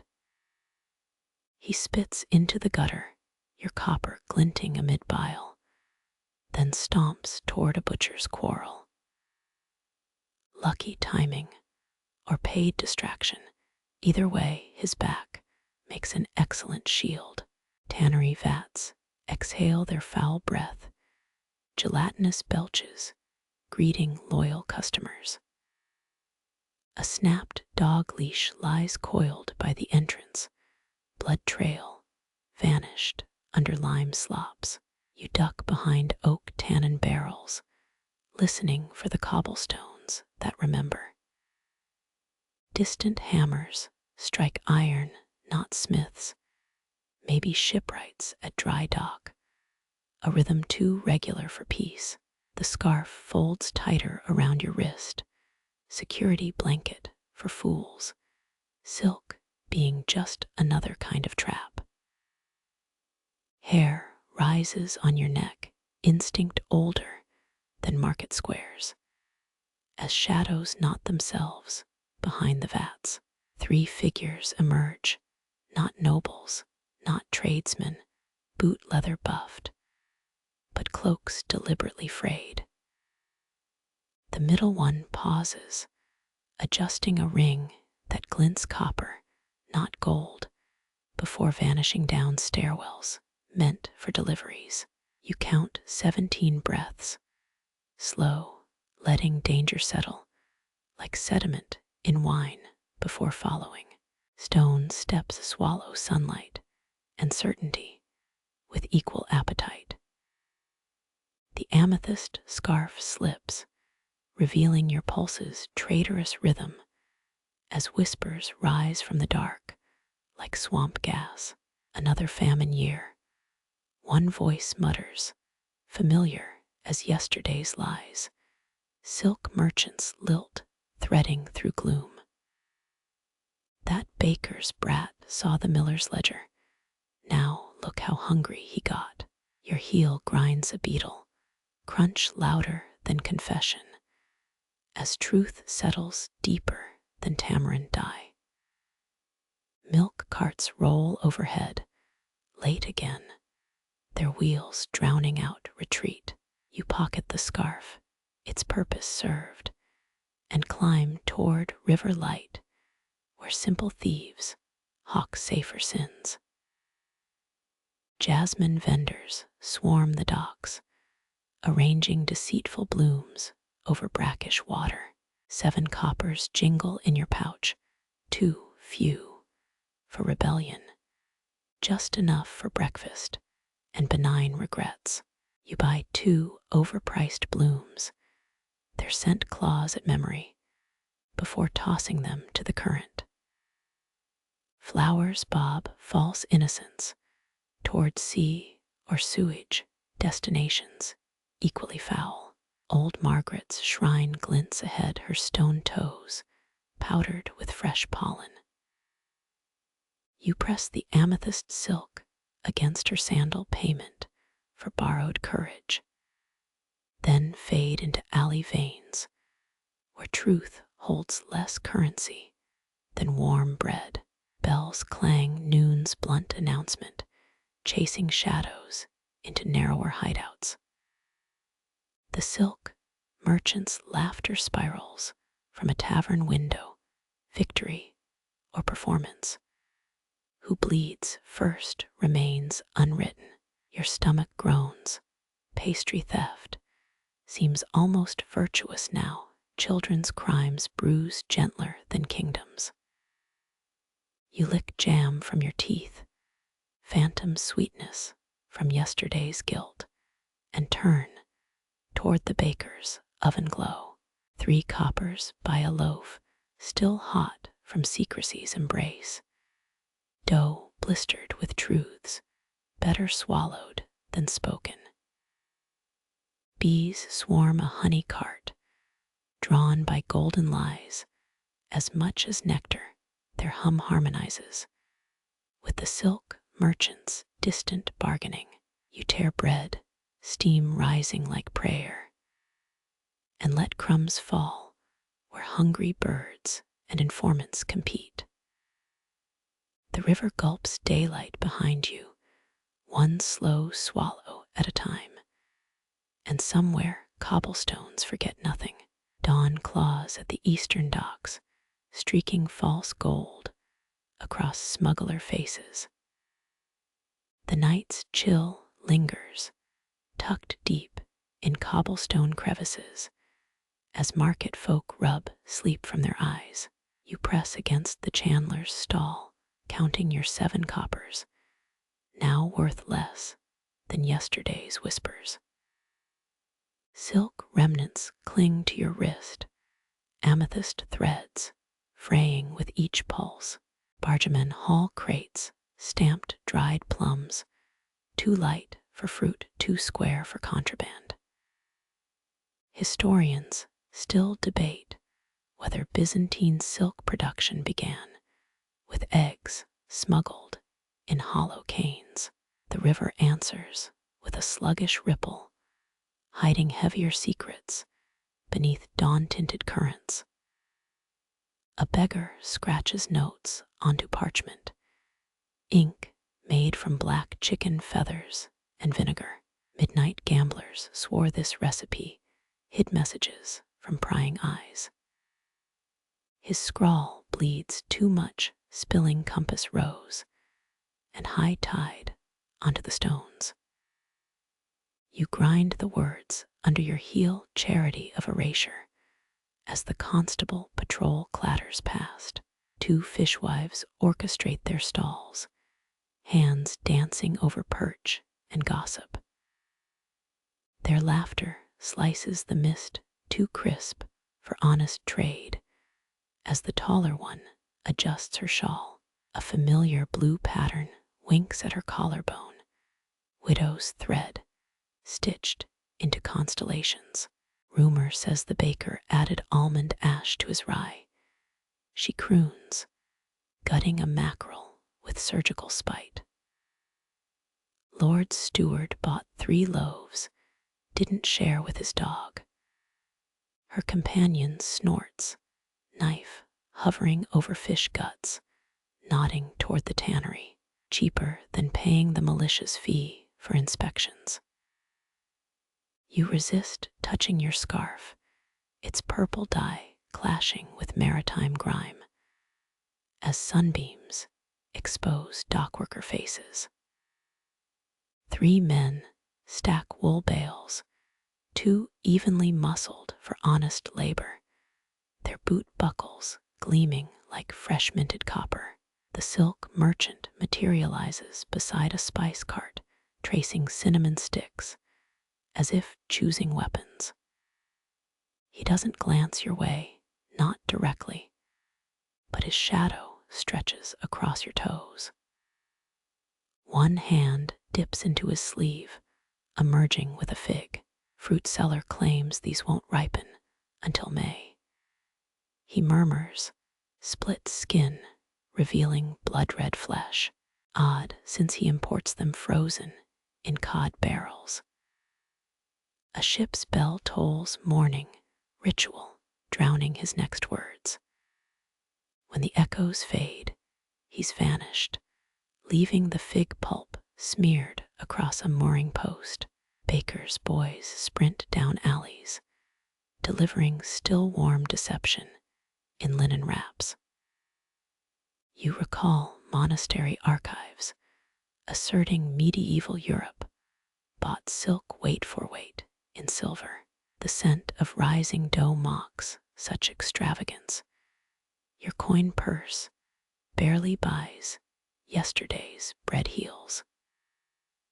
Northgate's rusted bell remains mute, swaddled in black cloth, a mourning no official dared decree. You trail the baker's youngest apprentice, hoping for dropped crumbs, but his basket stays clasped like a vault. The widow's candle flickers in her window, daybreak defiance, business too urgent for daylight. Her curtain twitches as you pass, silk whispering against oak, before darkness reclaims the pane. 3 coopers roll barrels toward the brewer's yard, swaying like drunkards despite dawn's chastity. The lead man hums a dirge from your childhood about bridges swallowing debts whole. Keep the coins or the crown, his verse stumbles, crushed under barrel weight as they disappear beneath the chandler's awning. A broker's ledger lies abandoned on a wine crate, pages fluttering like a trapped dove. Columns list spices and textiles, quantities impossibly round, with a red-inked note. One phrase blazes, Hanseatic code breached at Loman's fault. You flip the page blank, brushing your scarred finger over the watermark. Rain-swollen linen pulp, cheap, stock for expensive lies. The river pulses ribbon of quicksilver between docks and destiny as a skiff scrapes against the embankment. Its hull bears no name, just an owl carved near the rudder, wings spread in silent warning. 3 figures disembark, their cloaks damp with night dew, postures taut as crossbow strings. They pause, sharing a flask, liquid glinting topaz in weak light. Captain's apartments face the barracks now. Growls the tallest voice like gravel under wagon wheels. Orders sealed, no witnesses beyond the locksmith. Their leader ring glinting copper nods toward the alehouse. Pay extra. Tell Rolf we want oak, not pine, for the replacements. You retreat behind salt-crusted nets, snagging your sleeve on a stray hook. Silk tears softly, mourning its own frailty, as their boots thud toward betrayals priced by the hour. The sun gains strength, gnawing through mist with yellowed teeth as market din rises.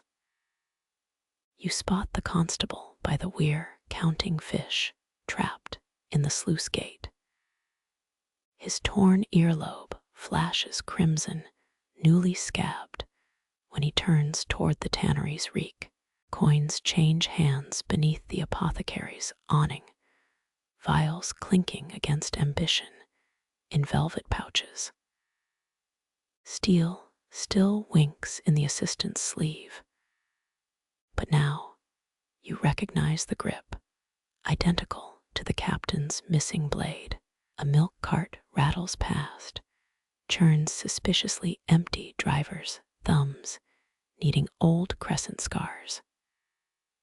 Children swarm it regardless, hoping for spills, sticky mercy on dusty tongues. You flick a copper at the nearest girl. She catches it mid-air, winking as she pockets her prize. Doves scatter from the bridge rail, your shadow startling them into panicked flight as you cross toward the leatherworkers' district.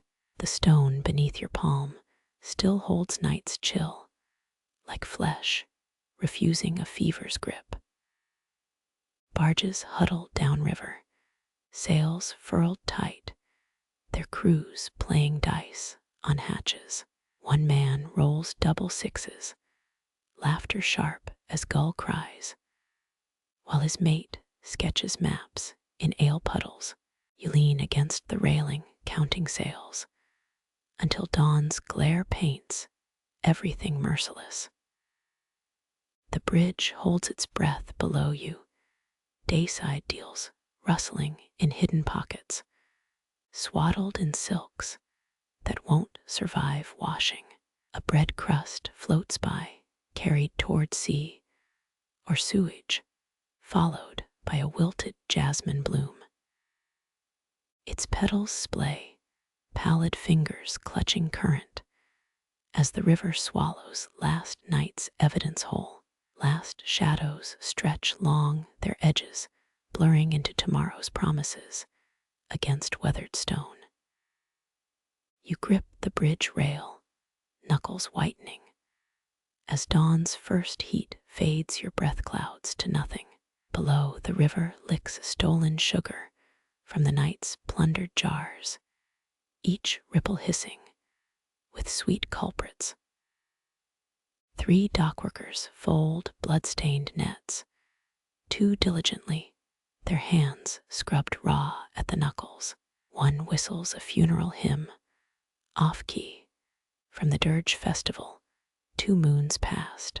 Historians still argue whether Roman barges truly paid tolls in salt, or just bribed guards with olive oil flasks. The answer drifts, unclaimed, beside a half-sunken rowboat, weighted with wet violets. A barn owl swoops, hollow between night shifts, snatching a breadcrumb trail from the orphan's earlier path. Its wings whisper against the mill's flour-dusted walls, finer than any silk Constantinople coughed up back in the day. Your pocket holds proof, a single amethyst thread against 7 copper regrets. Market cries soften, no longer bartering goods, just excuses and alibis smeared over sticky counters. The baker shuts his oven, black glove hiding fingertip, burns his widow-bought rye, all sold out. You count the coppers clinking into his strongbox, each one stamped with a forgotten king's double chin. Northgate's bell stays mute, still cloaked in that dark shroud. But mourners have traded wilted garlands for fresh rosemary stems. Their scissors glint, stolen from the chandler's stall, leaving wax shavings as petty apologies. Footsteps echo, too light for day boots, too heavy for starved pigeons dodging children's kicks. The silk merchant climbs the western, stares his usual morning route. Except today, he shuffles like a man counting the cobbles between himself and damnation.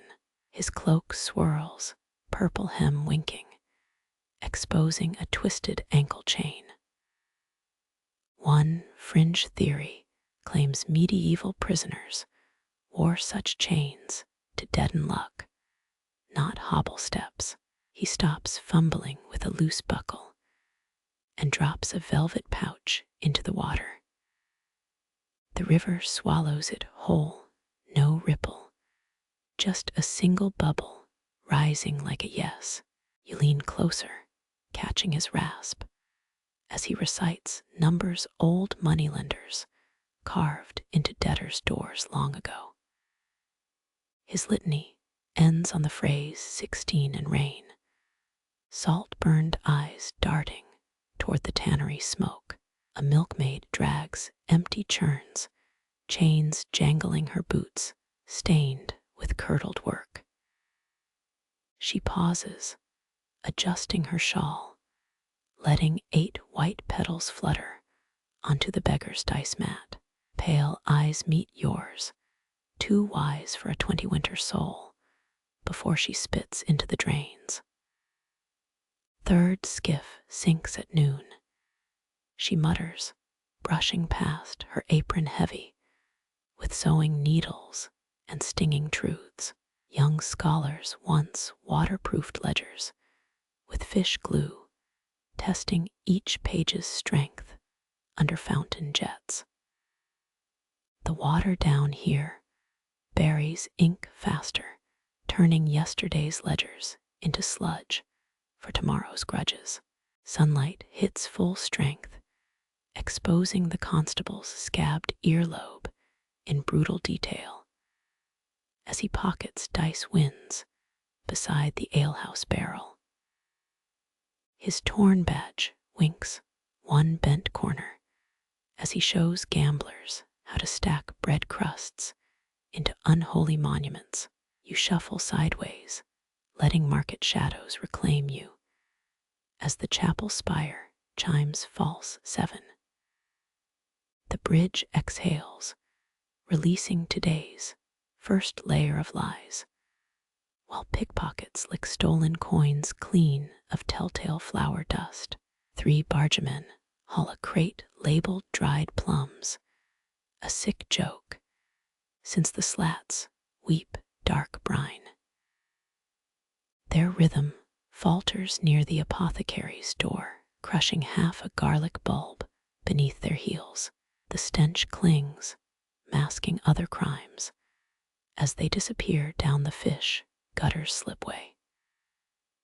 Sleepy barmaids sweep last night's tankards into alleys, ignoring how amber liquid swirls into familiar patterns against brick. One girl pauses, staring at ale foam constellations, her lips shaping the word eclipse before a cook barks her back inside. On the tannery roof, a starving hound limps toward freedom, chain trailing through blood-caked fur. It hesitates, nostrils flaring at the river's sugar scent, before retreating into vat shadows. The widow's curtain jerks shut final farewell as her candle gutters into wax ghosts. Silk whispers apology against glass, one thread dangling free ripe for plucking if thieves dared climb. But secret histories insist only fools steal from the haunted and holy, so her secret stays pinned behind linen. You unclench your grip, stone biting farewell into your palm, as sunlight flashes on a northbound coin. 2 beggar boys scramble, jostling toward the glint, their laughter sharp as cider-soured tongues. A lost glove floats by, fingers bloated, clutching at weeds like offered forgiveness. The river answers by tangling it around a butcher's discarded hook, justice both crude and complete. 3 breaths, the count between danger and decision. Then you step back from the rail. Dawn's greedy fingers pry apart the last mystery worth solving today. Cobblestones gleam damp with confessed sins as the town shakes itself awake. Your palm releases the stone, its cold kiss lifting as the sun claims the bridge fully now. Morning's heat soaks into wood and worn boot soles, alike gentle as stale bread dipped in broth. Watch the last mist curl, not fleeing, just settling deeper between cobblestones where secrets breathe easier. Bargemen's shouts dull to murmurs, their crimes rinsed clean by light, no darker than tea leaves at the bottom of a cup. Breathe with the river's slowed pulse, syrupy with stolen sweetness. yet still carrying lost gloves toward quieter shores. That velvet pouch, let it rest, its contents no heavier than a sparrow's shadow on the water. See how the silk merchant's chain glints, harmless, now barely chafing, as he limps toward forgiveness or fresh folly. The barn owl's wings have brushed the mill's highest beam, leaving flour dust to drift, softer than lullabies. Count the beggar boy's laughter, not sharp now, muted by distance, and the baker's hymn to risen dough. Even the tannery's smoke thins, blending with dawn's gold, until it's merely the ghost of a candle snuffed hours ago. Your shoulders soften your breath, a quiet tide matching the river's surrender to gravity and grace.